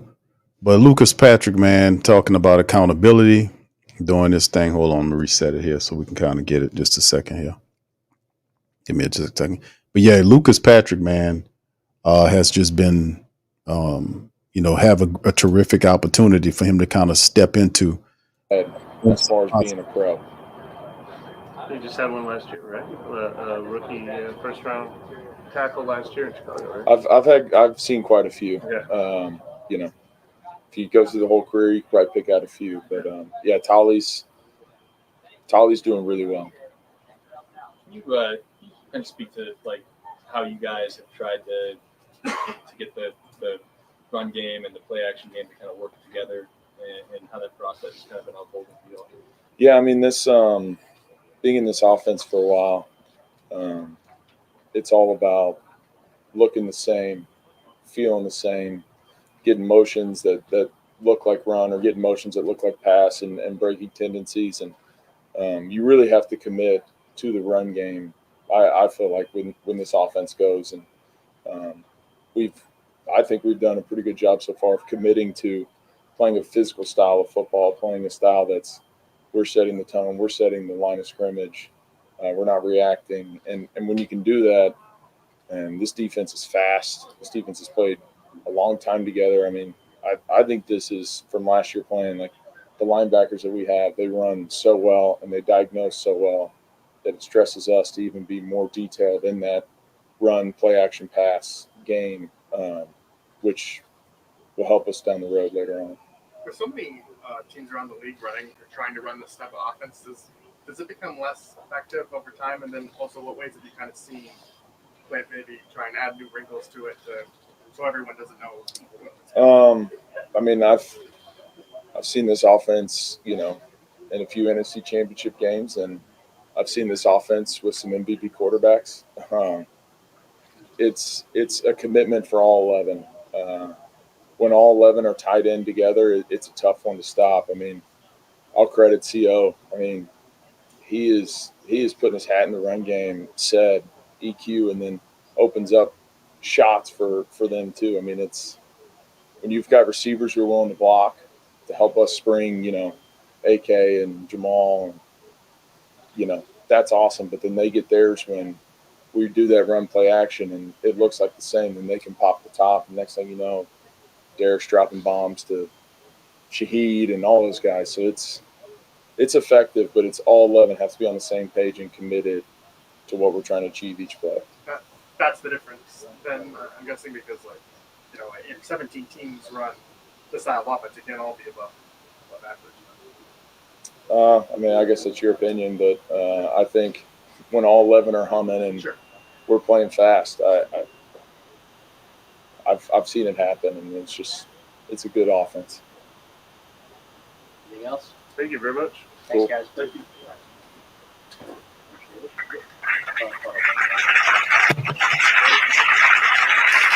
Shout out to Lucas Patrick, man. Shout out to Lucas Patrick, man. Getting an opportunity, man, to be honest with you, with the Saints right now, with Nick Saldiveri having issues, man. Lucas Patrick, man, could step in there and do some stuff. Here's Jonathan Abram, man, the safety. Hey, Jonathan. How you doing? Heard you're a pretty good bowler. Yeah. I'm all right. Me and JT get together a lot, so have a little competition. He calls himself Kingpin, but I'm all right. What's your nickname then? I really don't have one. I just try to dethrone JT pretty much every time. So I try to call him Queen Pin, but we kind of go back and forth. But I'm pretty good. What's this camp been like? It seems like you guys have been rotating a lot of guys in and out, safety next to Tyron. Like, how have you been approaching that just from the competition aspect? I mean, it's good. I mean, competition kind of brings out the best in pretty much everybody. I mean, it's kind of what helps us constantly go out here and improve. There's no day to take off, no rep to take off. So, you got to stay sharp. You got to stay at your best. But looking forward to it, and then, the biggest thing is in this league is, it's the next man up mentality. So, got to have guys prepared, because there is no such thing as a weak league at this point. So, and we got to be able to rotate guys and all be able to go in and play different positions so we can help each other out. It's kind of what it's all about. What did you learn from your first year in this system? Like, is that helping you think? I mean, just learning the scheme itself. This is my first year since playing college football where I've had the same system, same coordinator, same everything. And so just being able to go out there and just actually know what to expect, know where my help is, know where, leverage side, where to play. It kind of helps me play a little step faster, so more so focusing on what the offense is doing rather than just worried about what my job is and what to do. What did the end of last season play? How much did that kind of help into the season? I mean, that's last year. I mean, was proud of myself and kind of how I finished off the season. Was just able to take advantage of, the opportunity that I got. Position coach Marcus Rob, he gave me a lot of great tips. He's a really good coach, and so he just stays on me. He's constantly about what you do now in this league. And so just constantly proving myself every single day, every single rep, putting it out on tape. Just so when I do get those opportunities this year to be able to go out there and kind of just implement the same success. Was there something you felt like you proved in practice that coaches noticed you, or because you got the opportunity at the end of the year that you feel like you had been kind of building work to where they eventually noticed, wanted to give you a shot? I mean, I don't think it's more so. I mean, because I work on something pretty much every day, so just trying to get 1% better at pretty much the small things, as far as my eyes, technique. So it was just a consistent basis of just showing up every single day, being the same guy. And in this league, coaches have to be able to put guys out there they can trust, and count on. And so just over the course of the year, they just saw that I'm just a guy who does things right, does things how they ask me to do, and so usually when you do that, good things happen. So and it's kind of what's the case. You guys force a ton of turnovers to start the camp. Like, how much of an emphasis do you guys place on that? And, huge. Yeah. I mean, because we talk about running plays, this, that, and the third, but the game is about one thing. It's about the ball. And DA, he preaches it all the time. Turnover takeover ratio is the number one difference maker in this league. If you +3 going into a game, the chances of you winning are like 90-something%. So just emphasizing taking the ball away, because it's not something you can go out there and just do on Sundays. It has to be who you are, it has to be your DNA, because one of his famous sayings, it's not about what you play, it's how you play. So our emphasis is taking away the ball, being a nasty, hunting defense, day in and day out, and we're doing it every day at practice. When you go out there on Sundays, it's just second nature. It just shows up. And it's not just like making picks when they're available. I mean, it seems like top down punch out. Guys for sure. Ball, yeah. I mean, you got to get to the ball. I mean, everybody's there. I mean, because when everybody's swarming the ball, there is no such thing as missed tackles. And that's the only way we can create turnovers, because when the running back is focused on you and the other guys around him, he isn't focused on the ball. And so it creates opportunities for us to take the ball away. And and on defense, the biggest thing we want to create is fear. It's the only advantage that we have, because we don't know where these guys are going. We don't know the play. They have all the advantage. So our only advantage is fear. So the only way we can do that is by swarming them, attacking the ball, letting them know that there is no plays off. You guys have like a leaderboard or anything? Oh, very interesting, man. Love hearing this, man. This is how I like to hear Dennis Allen talk about doing it. It hits differently, don't it? When you hear Jonathan Abram talk about it, hit differently. It does hit. Guys are going. We don't know the play. They have all the advantage. So our only advantage is fear. So the only way we can do that is by swarming them, attacking the ball, letting them know that there is no plays off. You guys have like a leaderboard or anything like that? Oh, for sure. I mean, we keep points up at it pretty much every day as far as effort, mental errors, production. Just to kind of keep track of kind of where we're going throughout the course of camp. You heard Lucas Patrick talking right before you got up here about how the offense is designed to make everything look the same, and you guys don't know what you're looking at. How is the offense doing implementing that so far? Oh, it's hard. I'm not gonna lie, it's hard. I mean, it's challenging. I mean, but that's the beauty about it. They show up every single day and they give us stuff because like you say, a lot of people are trying to implement this offense throughout the course of the league. I mean, because it's it's deceptive, and that's what they're trying to do. They're trying to deceive you into thinking one thing and doing something else. That's what makes defense so much harder than playing offense. I hate to say it, I can't say anybody can go out there and catch a ball because anybody would do it. But I mean, if you took some guys off defense and took them out there to do it, I'm pretty sure they could. But as far as playing defense, it's very, very hard. I mean, everybody has to rely on the guy next to them. We have to be exactly where we're supposed to be. And at the end of the day, we have to swarm and attack him because they always have a step on him. And what do you feel like Willie Gay brings to the defense? Oh, Willie brings a lot. Two-time Super Bowler. So, he brings the experience of winning at the biggest level possible, which is the goal for us.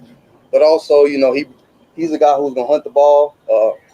He got speed, size, athleticism. He checks all of the marks. And so, I mean, I look forward to playing with him, seeing him on Sundays. But, Willie's going to be a guy that he can help this team win, not on just defense, but special teams as well. He's going to be a guy that can help in pretty much any fashion. You talk about JT and Willie. What kind of Mississippi State chemistry you guys got out here? Oh, yeah, no. We as Bulldogs, we like to stick together, We keep all the T-Sons guys, but, it's a pleasure for us to, for all of us to make it this far into our careers and just kind of still be with each other. We reminisce about the past and how things were at Mississippi State and kind of how things have changed over now. But it's a blessing, to be with some of the same guys you grew up and played college ball with. We have a lifetime friendship. We all have a group message where we kind of communicate. So, it's a wonderful thing. But if you ever imagine Ole Miss? Hmm? Talk about Ole Miss? Who? T-Sun? School up north? Yeah, okay. Yeah, that's what we call them, the school up north. But if you ever imagined that you three would have not only been in this position, but on the same team to be in this position, is that kind of surreal? Oh, yeah, no, it is a surreal feeling. Every day we wake up to do this job. It's a blessing. Because like Lucas said, we have one of the greatest jobs in America. And so to be able to go out there and do it with some of the guys that you put your blood and sweat tears with through college and, this is a lot of people's dream and goal. And so for us to all be able to do it together, it just makes it that much sweeter. Seeing this scheme in practice, a lot of teams are trying to run that style of offense. How do you think that can help once the season begins? I think it's going to help us a lot. Because Coach Clinton does an amazing job, like you said, making everything look the same, but throwing a lot of wrinkles in there, challenging our coverages, how we play stacks, how we play bunches, double condensed, things of that nature. So just making sure that, when we get to week one, we're going to be, sharp, as far as, our checks, our adjustments, pretty much everything, and so there isn't anything we're going to see throughout the course of the year that he probably won't throw at us over the next couple of weeks. So I think it's going to help us a lot, as far as offensive and defensive. You guys identify Taysom every day like he's the Mike. Oh, without a doubt. Without a doubt. They move Taysom around. They move a lot of guys around, though, and so they use these different types of personnel to get into different looks into, like 21 personnel to run 12 plays and things of that nature. And so, that's what the deceptive part is, because you have to identify, is he a running back? Is he a receiver? Is he a tight end? And so, sometimes they can mess with your rules and, how you set the fronts and things of that nature and coverages. And so you have to be on point. How have you seen guys like Howden develop in the Jay Howe does a really good job of being a pro, and that's, the one thing we talk about pretty much every day in our room is just being a pro and being accountable because, like BA says, it's not his job to make sure we're ready, So Jay Howe does a really amazing job of preparing and, making sure he knows what to do, where to be. And then, as far as the physical, that's all there, At this point, that's why we all made it to this part of our life. But it's just his development mentally is the biggest step, and what makes me proud just to watch him, how he attacks, watching film, things of that nature. He's going to play in this game a long time. He's going to be a really great player. And Jonathan, was Tyler the guy you kind of idolized?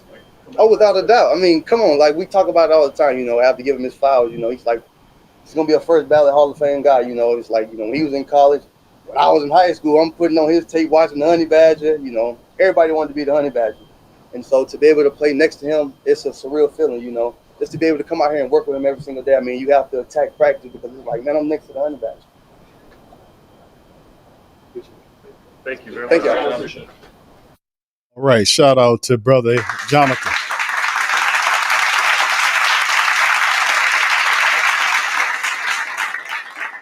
I appreciate that energy too, man. Just Jonathan Abrams stats right here, fam.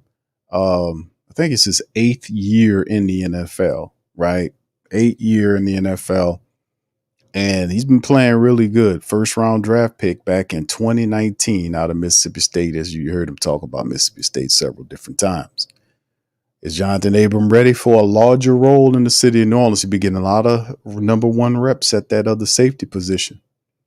We know Jonathan Abram, he's the future of the safety position. Jordan Howden, excuse me.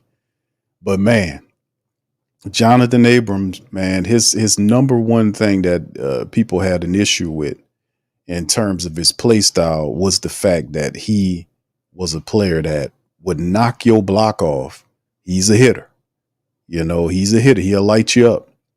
But the issue was his coverage, his coverage abilities. And he's improved. He's understand that. That's one of the games that he's really worked on to improve upon. So, man, listen, big shout out to Jonathan Abrams and the Saints secondary. I think the Saints secondary, man. Yeah, ain't no doubt about it. There's no argument about how good the Saints defense can be. If all the cylinders hit, man, I just want the offense. If we put the offense gets going in the way it's supposed to. They don't have to be perfect. Just win. That's the whole thing. You don't have to be perfect. Just win. Just win. Just win. Because I know some games the defense might not show up. Some games the offense might not show up, and we better have the special teams to play. Sometimes special teams have to win the game. Sometimes the offense got to win the game. Sometimes the defense has to close the game out. Sometimes that's how it works. Hopefully we can have everything popping and snapping for us this year, man. We got a lot of great talent on this team, man. We just need to all put it together. And I think this might be the year we do it. I'm on record already, family, for saying I think the Saints will, minus the injuries, they got what it takes, man. Unless an epic collapse happen, I think they get it done. All right, big ups to the fam, man. Appreciate y'all. Please feel free to hit the like button. Shout out to Vibing with the Johnsons. Much love, bro. And Hemisphere, shout out to you. Says if this offense can make if they can make teams pay for turning the ball over, it'll be a good year indeed. Because that's the talking point, the sticking point when we talk about things like what could the Saints do? What could the Saints do? And we talked about the accountability thing. It looks good in training camp, like as they're battling each other, but we'll like to see what it looks like when they get in these preseason games, even if it's just preseason, but still in all, just seeing how the offense looks. I know what the defense is going to do. Just want to see how far along the offense is. And I know it'll be steps in which how they do it, but I know it's a pretty intricate offense, but at the same time, you still got to learn however you run it, on an angle or directly ahead, you got to be able to run the football and open up lanes in today's game, man. It's the bottom line. So that's the biggest thing, is just getting that running game together. You know what I'm saying, fam? All right, big ups to you guys. All right, Rose says, that's right. You got to walk it like you talk it. That sound like, what's that, Fiend from back in the day, old school Fiend? What's up, Don? How you doing, sir? Big ups to you. 504 Doc, how you doing? Shalom, brother. Appreciate you as well. All right, Julius says, man, I'm worried about special teams than I am about the O-line. Really?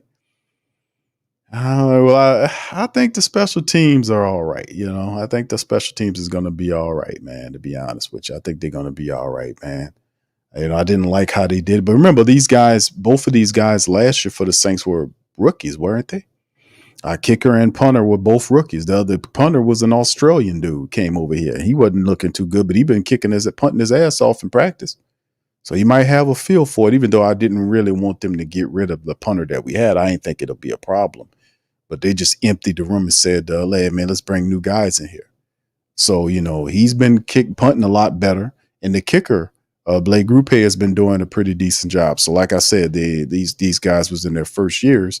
And we know how it is with second years. But, the team is that's why I was leery of them making a switch last year and doing what they're doing by basically trading Will Lutz away for nothing to Sean Payton, for nothing, and then of course you're an older team with a rookie punter in some games. And then when he was missing some of them kicks the kicker, and last year when he was missing those kicks, a lot of people was like, man, we got to get rid of this dude. And I was saying, pump your brakes, fam.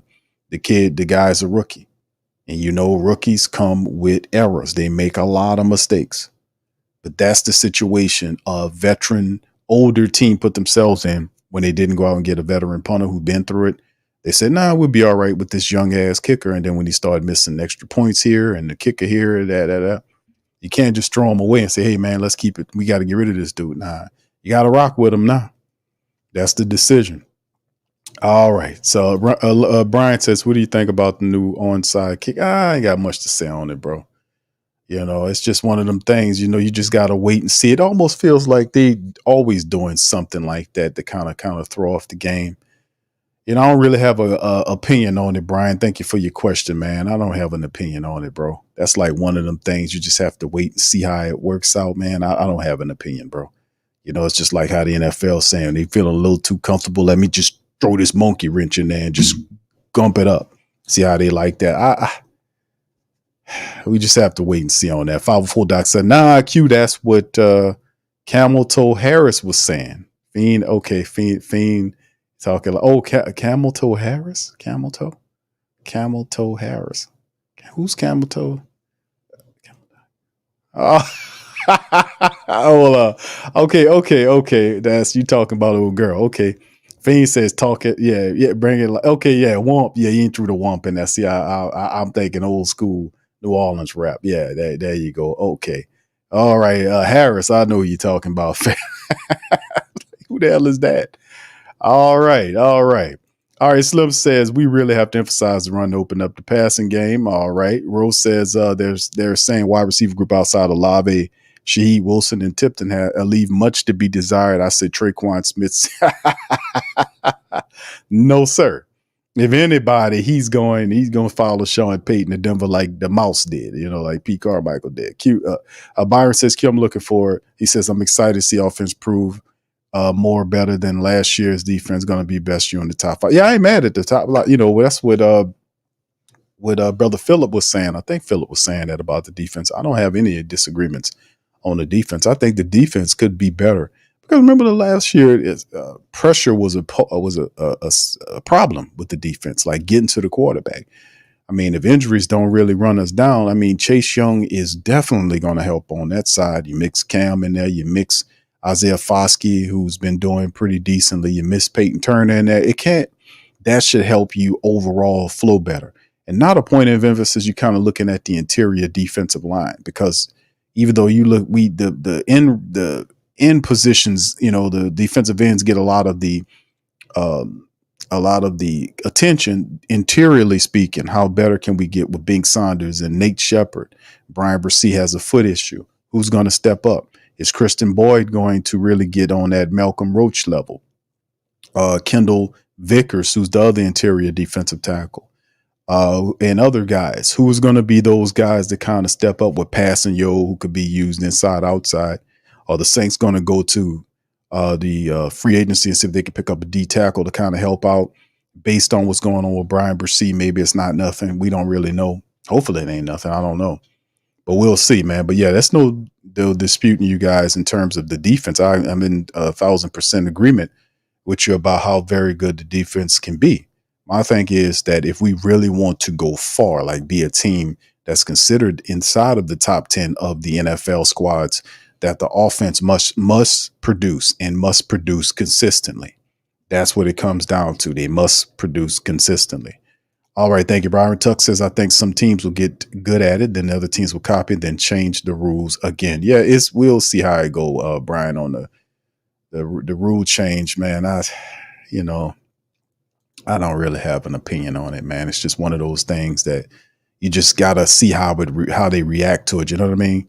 Mills says, is Chase balling, or is just the O-line is just trash? Nah, Chase is.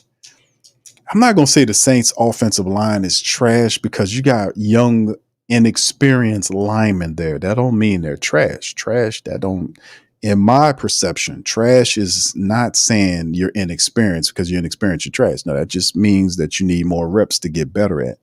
And you listen to all these other guys, and it could be just positive platitudes coming from teammates, but everybody's saying basically the same thing about Atali Fuaga and how he looks at the left tackle position. Trevor Penning, they're saying how comfortable he looks at the right tackle position. So, I mean, even though last year Penning really crashed and burned, and really, like I said before, I got on my soapbox the other show about how the Saints put that man in that position to fail like that. And then when he failed, they just buried him. And I was like, nah, man, you did that to him. You set him up on that. You should have known that he couldn't handle that. How do you pick so wrongly? Like, well, nobody don't know. That's bull. I knew it, and I was saying it before they did it. I was like, don't put that kid over there. But they was trying to protect Ramczyk because he had a bum knee who wasn't telling you it was that bad at the time. That's why they didn't move his ass from right to left. That's why I was like, none of that makes any sense for you to put a rookie left tackle there. And you have a guy you paying a boatload of money to, Ramczyk, which was a top, at one time the dude was like the top 5 highest paid, one of the top 5 highest paid tackles in the business. And he playing the right tackle position. I'm like, that dude, that's left tackle money. You paying him to sit at that tackle position. I said, move that guy over there to the blind side to protect Derek Carr's back. They didn't do it, and they suffered. And in the end, you crushed the confidence of a young first round offensive lineman in Penning. Now you got to remake him again from the opposite side, and you can't even use Ramczyk. It'll be a miracle that Ram can come back and play again. What the Saints gonna do when he gonna come back as a backup? Once he finally come back, they're gonna already have their guys in place.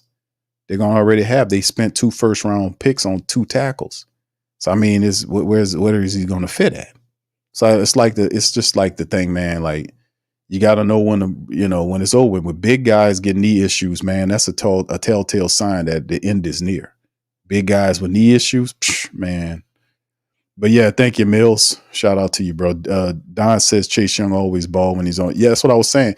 Don, you're right. Chase Young, and I said it before, if he's healthy, he gonna tear you up because he's just that good. The only thing that's been stifling that Chase Young out has been injuries. That's been the thing. Now he's been moving around, but that's why I put in the chat the question to the family members about Chase Young. The question is in the poll in the chat says, if Chase Young balls out this season, do you think the Saints will give him a long-term deal? A lot of people say, well, that's an easy one, Q. Yes. 88% of the people polled said, yeah, oh, hell yeah. Yeah. But did you factor in the Saints cap situation? Did you factor in the fact that the Saints have other guys that might be higher up on the totem pole? Did you factor that in, my black and gold GMs? Did you factor that in? That the pecking order goes Alvin Kamara, Paulson Adebo, and then whoever else you have there. You factored that in? Did you factor in Willie Gay? He on a 1-year deal. Did you factor him in there? You see what I'm saying?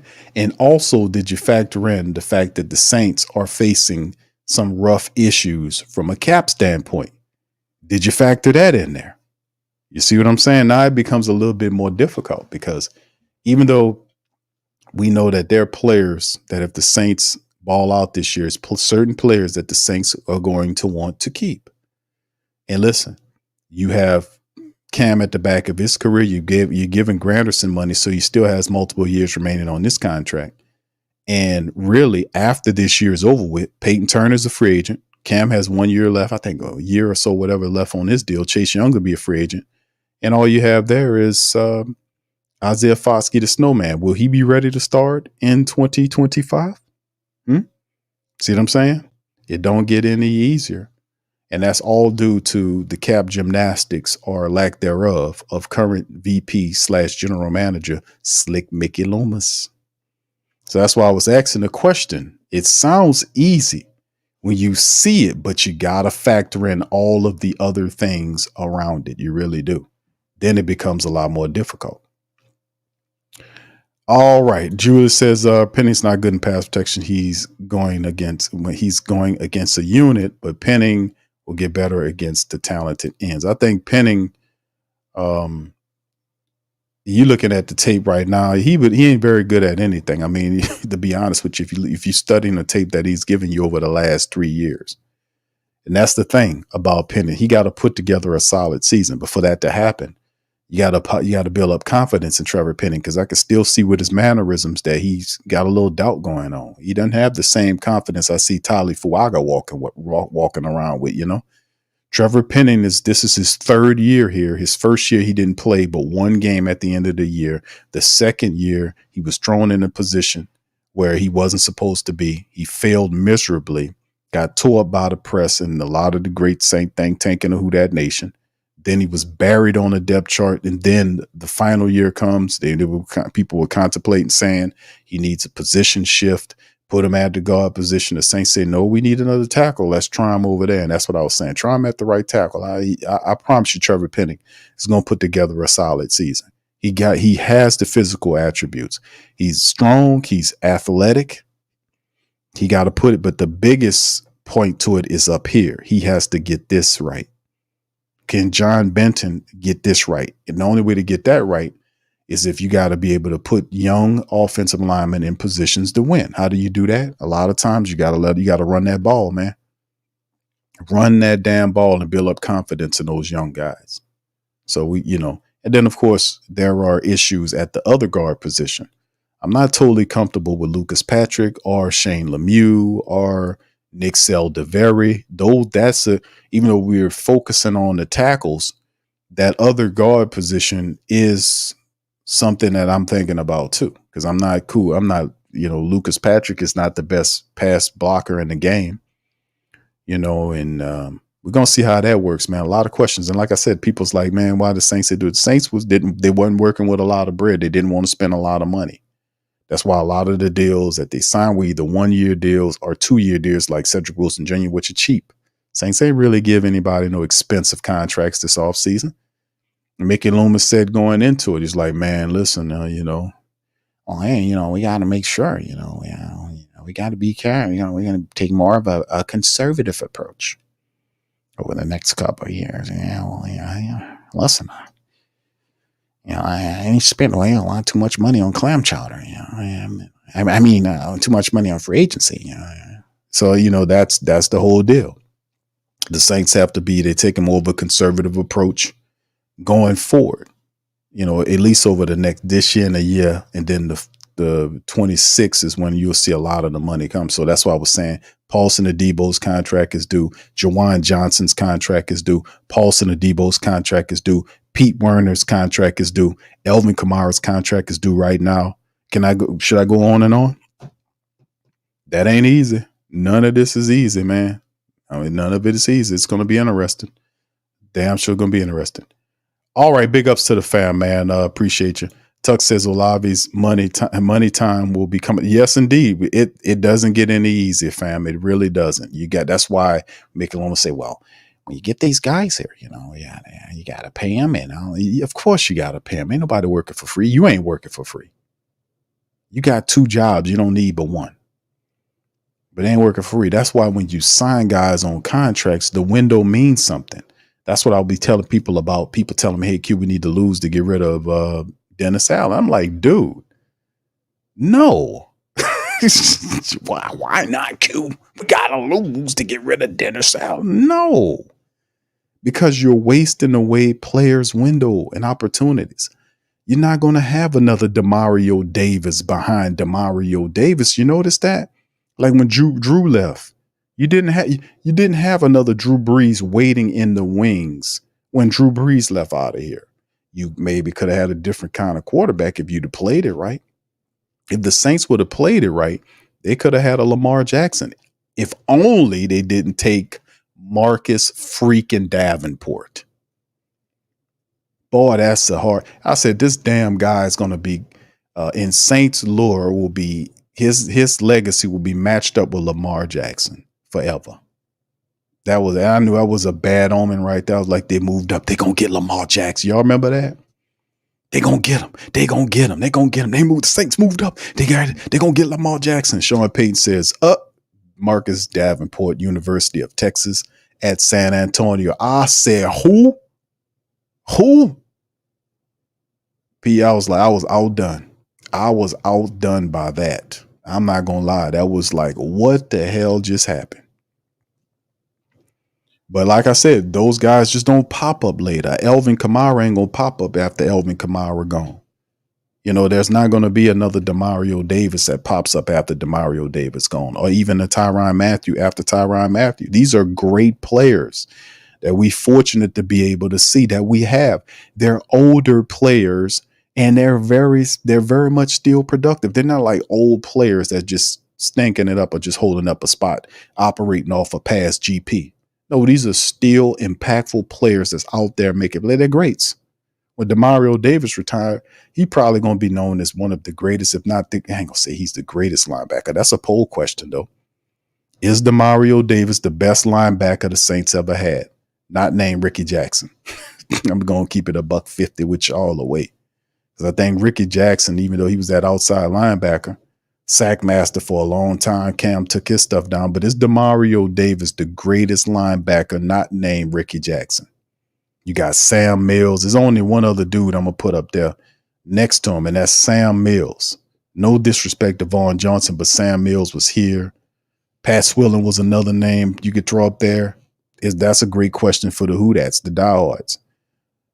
Is Demario Davis the greatest linebacker not named Ricky Jackson? Is he greater? I ain't going to say greater than. That kind of sounds disrespectful, but where would you place him rank-wise?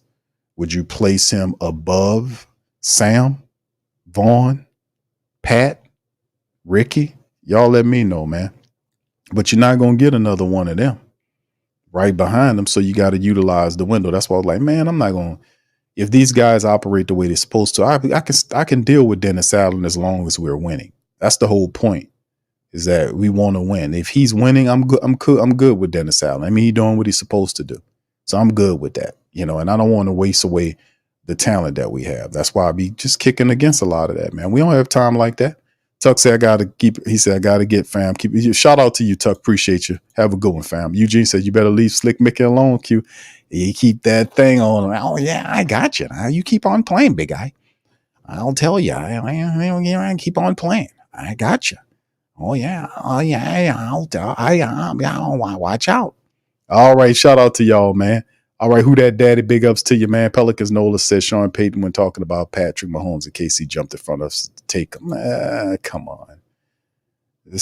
He could have really had him. And that's a whole nother thing. Sean Payton did that throughout his tenure here. He kind of ran away from some of those guys. Like, he had an opportunity to get really good quarterbacks that are really good right now. In some kind of mysterious way, they always seem to get through his grasp some kind of way.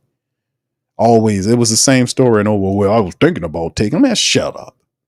I don't want to hear what you was thinking about. Everybody knew Lamar Jackson was going to be good in the pros. When he was at Louisville running around them people, I knew this guy was going to be good in the pros. Everybody see it. Some of them guys, you can see it. You don't have to bear your eyes on them and study them. Some guys you can look at and see that they're going to be good at the next level. You just know it. Some need work. Some you can see right away. That's just how it goes. You know. He was one of those guys that I personally looked at and said, this guy's going to be something else at the next level. He's going to be a hit. He's going to be a migraine for many defenses at the next level. So, all right. Anyway, you always seem to, Sean Payton tenure, always those quarterbacks he likes so much, always seem to slipped right through his grasp. All of them. Quavadia says Chase Young running through Saints offensive line like screen. Yeah, and that's the thing though too, bro. The brother made a good point. It's like, these are inexperienced offensive linemen. So Chase Young kind of running around a rookie, entirely Fuaga, who really don't, who's practicing up against a guy that been in how long Chase been in the league? About 5 or 6 years. Chase Young been in the game, fam. How long Chase Young been in the league? Hold on, let me see if I can pull him up. Because it means something, man. Let me see. He been in the league. What is it? I know he's 25. Yeah, he been in the game. Yeah, 2020. He been in the game for 4 years now, right? 4 years, is that right? He was drafted in 2020. Second pick overall. So you got a 25-year-old top 2 pick, out of Ohio State who had all of the Saints really might come up on something. Yeah, 1, 2, 3, 4, 5. This is 6th year in the league. I want to say, yeah, this is 6th year in the NFL. Yeah, 1, 2, 3, 4. Years with Washington, 1 with Sam. Well, that was the same year. So 1, 2, 3, 4. This is his 5th year. Yeah, there you go. Yeah, and 7.5 sacks between Washington and San Francisco, which was what he did in 2020. He had 7.5 sacks then. The issue with Chase has been injuries. Like he played 15 games in his rookie year, 9 games in the second year, 3 games in the third year, 7 in, what was it? 7 at in 2023 with Washington and 9 with the 49ers. So he had a couple of years where, actually the only year, he had the injuries in 21 and 22. He played like 3 games. And they just I guess they just like, man, let's move on. But man, could you understand if the Saints can keep this guy healthy, how much of a force Chase Young the Saints have just lucked up on? Because this could have been a minor league blessing, because the Carolina Panthers had an opportunity. He was trying to go to Carolina because Carolina traded Brian Burns away, I think, to the Giants, and they were looking for a replacement. Chase Young went there first. I was like, there's no way he makes it out the building. He did make it out the building, and then right after he left, they signed 2 defensive linemen in there. I think DJ Wonnum was the other one. I forgot the other guy they signed. And then Saints picked up on Chase Young, signed him to a 1-year deal. Then the next day, you found out he had to have neck surgery. I was like, oh my goodness. But if this dude stays healthy, do you not understand how much of a huge acquisition this is? Because in some measurements with health, this dude could be better than Carl Granderson. I mean, Carl had to really work at it. You know what I'm saying? It's 2 different paths they took to get here. Carl had to make it out of the mud. And Chase was like a dude that was celebrated, like a top 2 pick, celebrated. And the Saints get him, and he's 25 years of age, and they can keep him healthy. That's a major acquisition for the Saints defense. If they can keep him healthy, that's what it comes down to. It'd be phenomenal, to be honest with you. All right. Yeah, that could be something else, man. All right, Eugene, shout out to you, says American Dusty Rose might say going up against a healthy and motivated Chase Young is hard times for Rock, but the rep experience is invaluable. Yes. And that's the thing. Like he has all that experience. And Tali Fuaga is just a stark raving rookie. He hadn't really experienced anything right now. And then, of course, Trevor Penning had some experience, but that was at a different side. And then he's very much inexperienced, even though he has more game experience than Tali, but still very much inexperienced. So Chase Young just running around those dudes is not really a surprise, man, to me, because we're not dealing with like Teron Armstead over there. You know what I'm saying? It's not Teron Armstead over there. It's not John Stinchcomb. It's not none of them guys, man. It's not even Zach Streif, who became a vending machine later on. So, I mean, it's something else. All right, Quaveda says if he balls, he's going to want Big Bang. The Saints don't have to gut the roster to keep him. That's why I asked the question. That's why I asked you the question, fam. I asked y'all the question. If Chase Young balls out, do the Saints keep him? And let me see, the family members, 88% says yes, despite the fact that they still have to pay Paulson Adebo, despite the fact they still have to pay Willie Gay if he balls out, and he will. Juwan Johnson's a free agent. People might say, hey, Q, just let him go. We got Dale and Hawker, right? Juwan Johnson's a free agent. Alvin Kamara is supposed to be they got a contract. They reported this the other day that Alvin Kamara has an offer on the table from the Saints. And usually they'll be bantering back and forth on whether or not they can get the deal done between them. So you got Alvin, you got Paulson Adebo, I believe, should be next. You got all those other guys I talked about. And then Chase balls out. Do they do it or do they? And like I said, Cam's going to be a year older next year. Peyton Turner's going to be gone. And then Isaiah Foskey, he'll be the next man up. So do you go? Do you keep? It's going to be interesting, man. It's going to be interesting. The boy, that GM stuff ain't it ain't as easy as you think it is it? All right, who that data? So hopefully we can fix Chase Young like we did Drew Brees. Yes, like Drew Brees, man. It could be huge. Brother Randolph says number 4, Ricky, Sam, Pat, DeMario, Vaughn, Vilma, also Swilling was 91 AP Defensive Player of the Year. So Ricky's first, Sam's second, Pat's third, and DeMario is above Vaughn Johnson. I respect that. I respect now. In my mind, I respect what you're saying, Randolph, and I like Swilling. But and I'm not even going to say it, man. I'm not going to even say it a lot. I'm not going to say it. I'm not going to say it about what a lot of people think, with the Ricky Jackson effect. I'm not going, I'm going to just leave it right there. Y'all know what that is.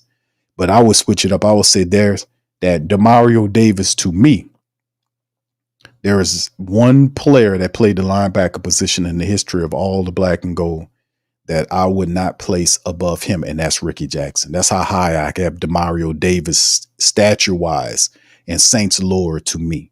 There is no other linebacker, in my opinion, that is higher. And I love Pat. It would be Ricky, Demario, Pat, and everybody else, right? That's to me. And that's the vaunted Dome Patrol, right? That's the legendary Dome Patrol. Mike Singletary said if they had a offense, they would have won multiple Super Bowls. That's what the great Mike Singletary said. But I don't, in my count, there is no linebacker in the history of the Saints higher than Ricky Jackson. The second one to me is Demario Davis, with Sam Mills is third. That's how I look at it. You put whoever you want to put, Vaughn, Villman, that's not bad either. But to me, all right, 504 says Q is going to be a heck of a task signing Gay, Adebo. I know. And plus, remember the Saints salary cap issues. That's why I asked that question. That's why I asked you. See, all of you guys out there, you can sit on your asses. You can sit here and call me Mickey Mouse Loomis. I heard what you said. They used to call me that in preschool and grade school. They called it grade school when I was there. I don't know what they call it today. All you guys, all you guys sit on your ass, and then you make fun and say I'm Mickey Mouse Loomis and I clam chowder. I hear all that shit. I guarantee you won't be able to do none of that. You can't. You can't sign any of these guys. It's hard, huh? You thought it was easy, huh? Well, Mickey is only kind of easy because you done gumped up the works with all these cute shitty contracts. Derek Carr, inexpensive contract we couldn't afford. You kind of set this up, Mickey, to be honest with you. Now, ain't no doubt about it. You set it up. Couldn't really afford Derek Carr, Mickey. Yeah. That's just what it is. I don't like it in love with big guy. I don't know. All right, Kevin said, I remember when Darnell Ellerby teased us. He was Ellerby was something else, man. He just could not stay healthy, man. He was a force, but that dude just could not stay healthy. 504 Coach says, Q, I believe Young and Grando starts at the ends. Cam come off. Oh, yeah, that's exactly how it's going to go. What about Stephon Anthony, Q? No way, fam. The way you could put Stephon Anthony up there is, y'all remember Stephon Anthony's rookie year. He came out, they drafted him in first round. He had 2 first-round picks that year, the Saints had. One of them was Stephon Anthony. I forgot. Y'all remember putting in the chat which one was the other pick the Saints had. I want to say there were 2 first-rounders the Saints made that year. I forgot the other first-round draft pick. Shame on me, but Stephon Anthony was the other one. They drafted him out of Clemson. He was 6'4", 250 pounds, could move really well. The Saints put him in at that linebacker position, and he tied. I think he either tied or broke Ricky Jackson's rookie tackle record. And I was like, man, this dude got in there and did that. And then it just went all to hell. And the Saints kind of changed the defense around. And then it just like all went down, man. It all went down. And that's what his play, and it just all went to hell. But then again, I don't know what they were doing. They were doing weird stuff. They moved Will Smith, rest in power. Will Smith, they tried to turn him into a stand-up outside linebacker. I was like, what is this foolishness that y'all do? They had, what's his name? Big guy they used to play at the defensive end position. They said they used to make fun and call him the biggest defensive end in the NFL. What was it? Hakeem, what's his name? Y'all remind me, man. I'm forgetting most of my guys' names, man. I'm sorry.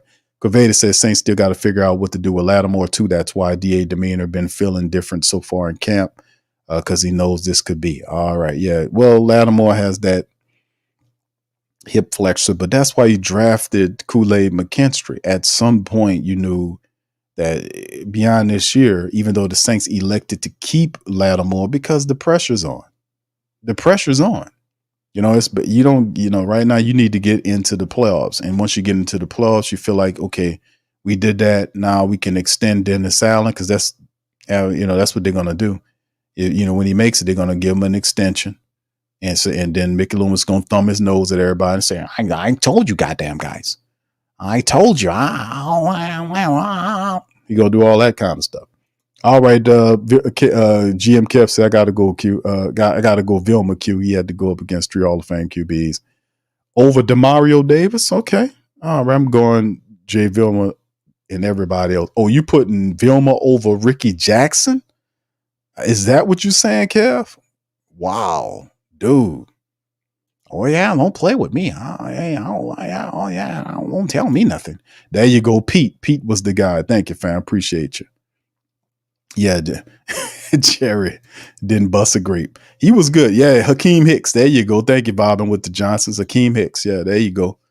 That was the big guy there. They had them. It was weird, man. It was doing everybody kind of that's the year where everybody went real weird. Rob Ryan came in there and had guys playing out of positions talking about versatility. I was like, man, this is not going to work. And that's what affected Stephon Anthony. Go look at it. They changed it up. The defense, because he was comfortable in the defense they was running. Then the guy came around and changed everybody up and had them doing stuff that they wasn't used to be. I'm like, why is this idiot doing this? You ain't got all that time in the world. Play guys where they, in positions they're good at. And if you need somebody there, go out and see if you could find somebody to do it. That was Sean Payton would do waste time trying to convert guys into this and that and the third. And they didn't show the propensity to do it. You can't convert everybody. You draft a cornerback and try to turn him into a safety. Why not just draft a safety? He did that all the time. I remember when he drafted those 2 guys, the kid, what's his name, went up to the Giants and got in trouble. The Nebraska kid drafted him as a cornerback. He had lightning speed, could never do it. He cut them dudes after 1 year. He drafted them safeties. And then cut him after 1 year. I'm like, dude, what is this, man? You wasting picks doing this. And that's what he would do. He would just waste picks. Draft a cornerback. I'm going to convert you into a safety. Then why wouldn't you just take a safety, bro? What's up? That's what he would do. Sometimes he would get a little, I guess he got bored and just felt like he can challenge himself on some stuff. I don't know. It's weird.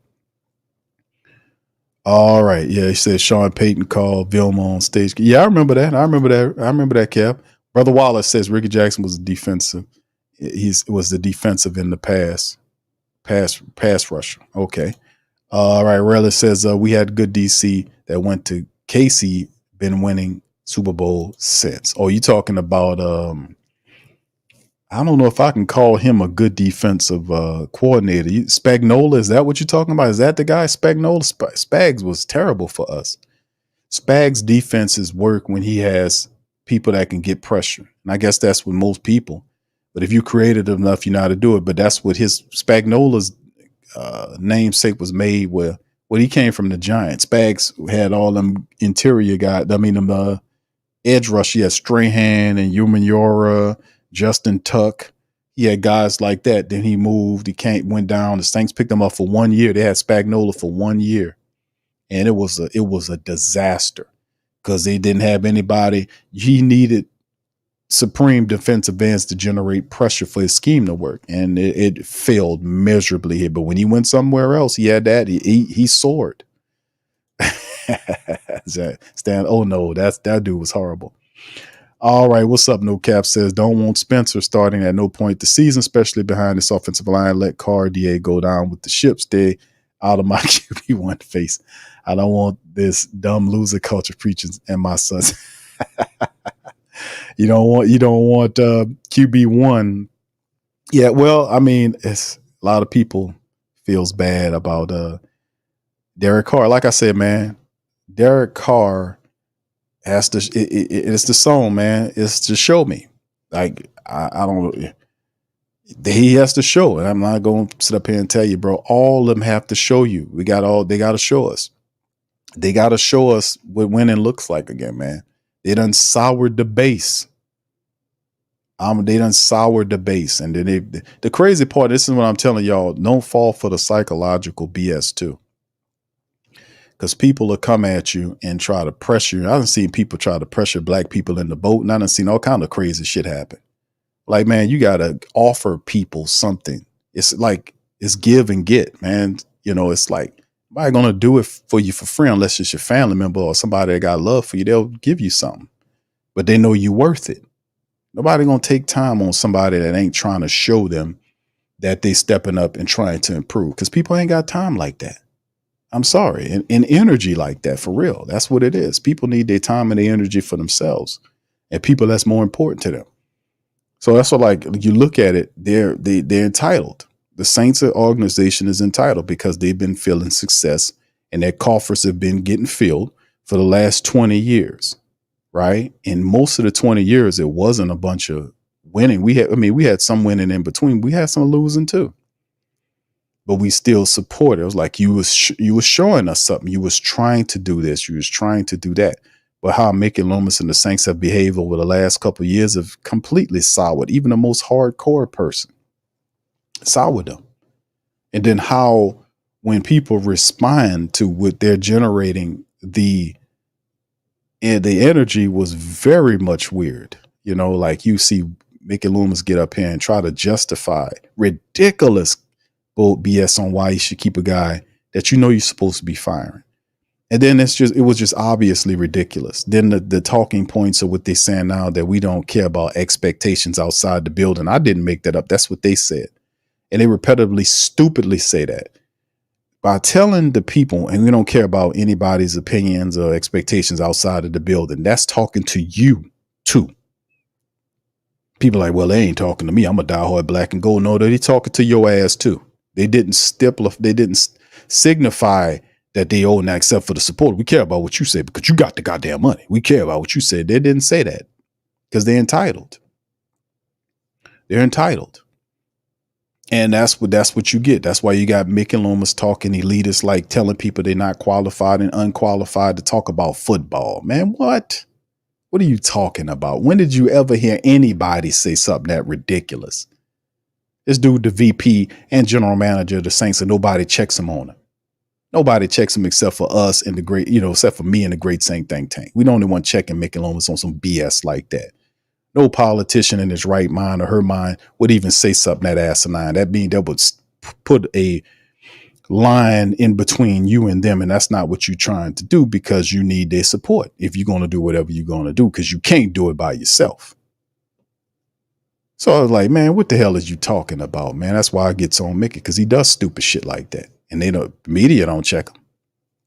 Somebody got to. Saints ain't doing it. They let him say whatever he won't say and appear to do whatever he won't do. But the pressure didn't come from inside the building. Let that be known. The pressure didn't come from inside the building on any of those guys. The pressure's from outside the building. So then we don't care about expectations outside of the building, but then come to you for support. I'm going to give you what you gave me. What you told me, I'm going to tell it to you back. See how you like it. Most of the cases, they don't. They expect you not have any brains and no memory. No, you got to prove it. You got to prove it. I don't go for the pressure game, the peer game. Oh, you got it. You ain't this, you ain't that. Man, shut up. People have to prove things to you. They got to earn things to you. You don't give away your time, your energy, your love for somebody. You don't give none of that away easily. If you do, you're going to regret it. That is to be earned. Your time and your energy, yourself, is too valuable to just give it away to anybody. Am I talking truth talk here? Put one in the chat. That doesn't differentiate, or lines are not drawn when we talking like this. That goes to everything. Sports, life is sport, all that stuff. It's the same. It all applies. It's a universal principle. We're not going to sit up here and put all that into you, and then you break these people's hearts, breaking all their hearts, and have people upset. Nah, hell nah. I told you about a guy I knew. His father, I ain't going to even get into that. Y'all remember that old story I told y'all about back in the day. But it's crazy, man. So it's a show me principle where the Saints have to step the hell up. They have to prove it. And over the last couple of years, they've created this. Like I said, you're a reactor to what they are generating. Generator and a reactor. You are reacting to what they're generating. And they're trying to pretend like they're reacting to what you're generating. No. This is a generator and reaction moment here. You're generating bullshit on the field and losing on the field. And this is what you get. Now, we've given you a lot of support, more support than what they actually really deserve to keep it 100 away 50 with you. Really. But at some point, somebody got to step up and say enough is enough. You're going to have to prove it, man, because economic wise, the people pay for everything. They pay for their buildings. We pay for everything. And people don't pay 50% of what the whatever. When the city went to war with them about the money that they owe them, they owe like what, 20 something $million. That's pocket change to them people, man. Oh, you even pay me the 20 million. That's nothing to them. We talking billions. The people, we talking billions, fam. Billions.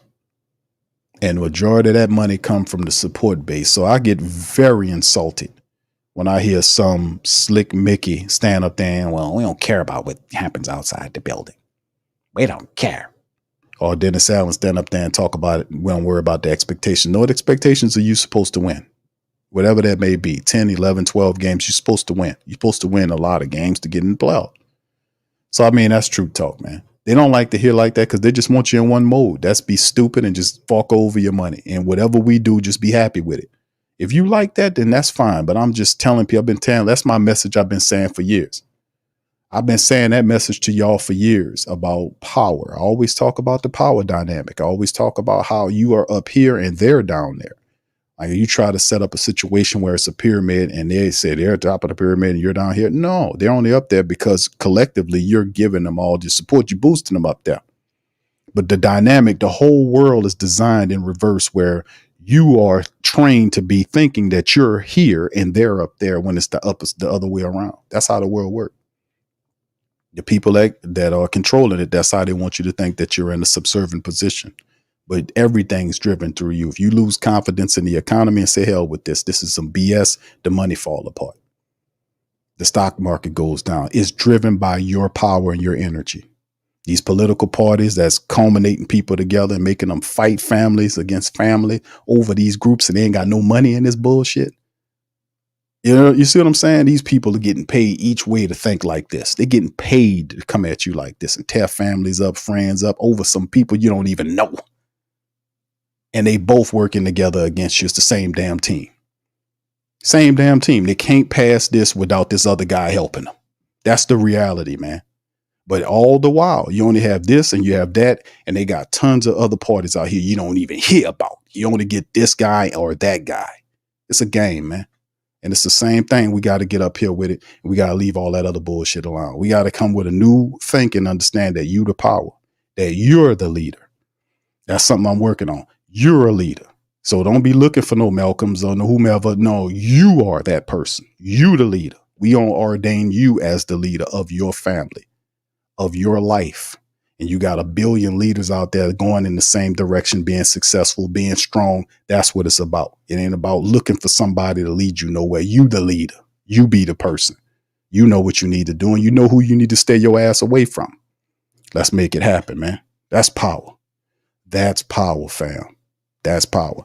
Anyway, listen, man, I'm about to get on up out of here, man. Listen, I appreciate y'all from listening. And just to give y'all this little brief report right here on a couple of the people injured at Wednesday's camp, linebacker Demario Davis had a hamstring issue during one-on-one. So hopefully he'll be fine. That's a really big one right there that kind of slipped through, that Demario dealing with a hamstring issue. So we'll keep an eye out on that.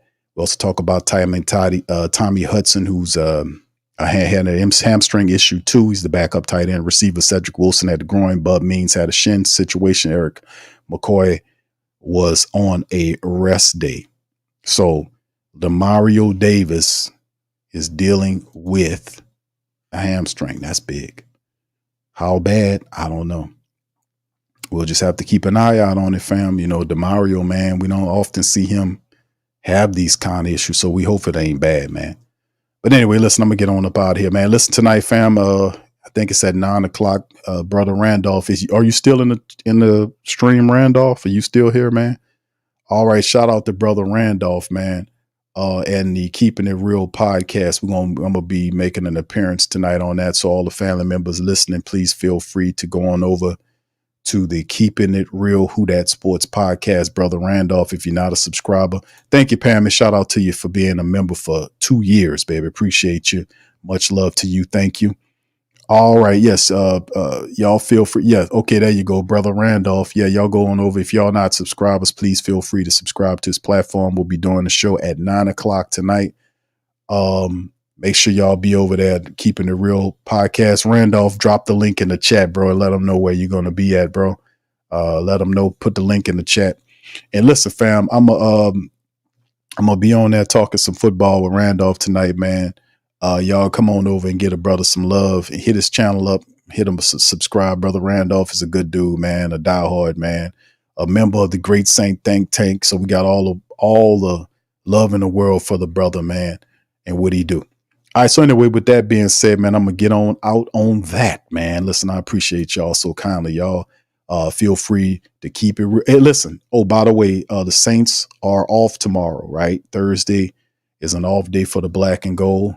And I think I'm going to be doing a stream tomorrow. I'm not entirely sure, but y'all hit the notification bells on that. I'll pop up here with a little report or whatnot, maybe some Q&A with the family, and we'll just keep it funky. All right. So anyway, with that being said, I'm going to see y'all tonight at 9:00 on the Keeping It Real Who Dat Sports podcast platform. And I'm going to holler at y'all on Thursday. Much love. Who Dat. Yeah. Boogie like Benson, I'm a who that. I'm a who that. Long as I'm living, I'm a who that. Lose or winning, I'm a who that. Sports Coma, yeah, this is where we do that. Where we do that, where we do that, where we do that, where we do that, where we do that. Boogie like Benson, I'm a who that. I'm a who that. Sports Coma, this is where we do that. Where we do that. Welcome, welcome, welcome. Somebody please better help. Running this thing like Alvin. I thank God every day I'm not a felt. Go to YouTube Live with Big Q and the guys. If you ain't ride or die, the bandwagon get flipped. Been marching in, that was way for the ring. I was yelling out your shame for the championship. Bucking on town, duck down. Falcons, pluck, get shut down. Panthers ain't much touchdown. The vision really belong to us now. So much hate on the Saints, you could probably tell. Ever since Bounty Gate hit the NFL, when things seem fishy and you probably smell the crooked referees on Roger Goodell. Yeah, money like this and I'm a who that. Every day I'm living, I'm a who that. Lose or winning, I'm a who that. It's the Sports Coma, this is where we do that. Where we do that, where we do that, where we do that, where we do that, where we do that. Boogie like this and I'm a who that. It's the Sports Coma, this is where we do that. You're listening to the Sports Coma with Big Q and the guys on the PRO Media Network.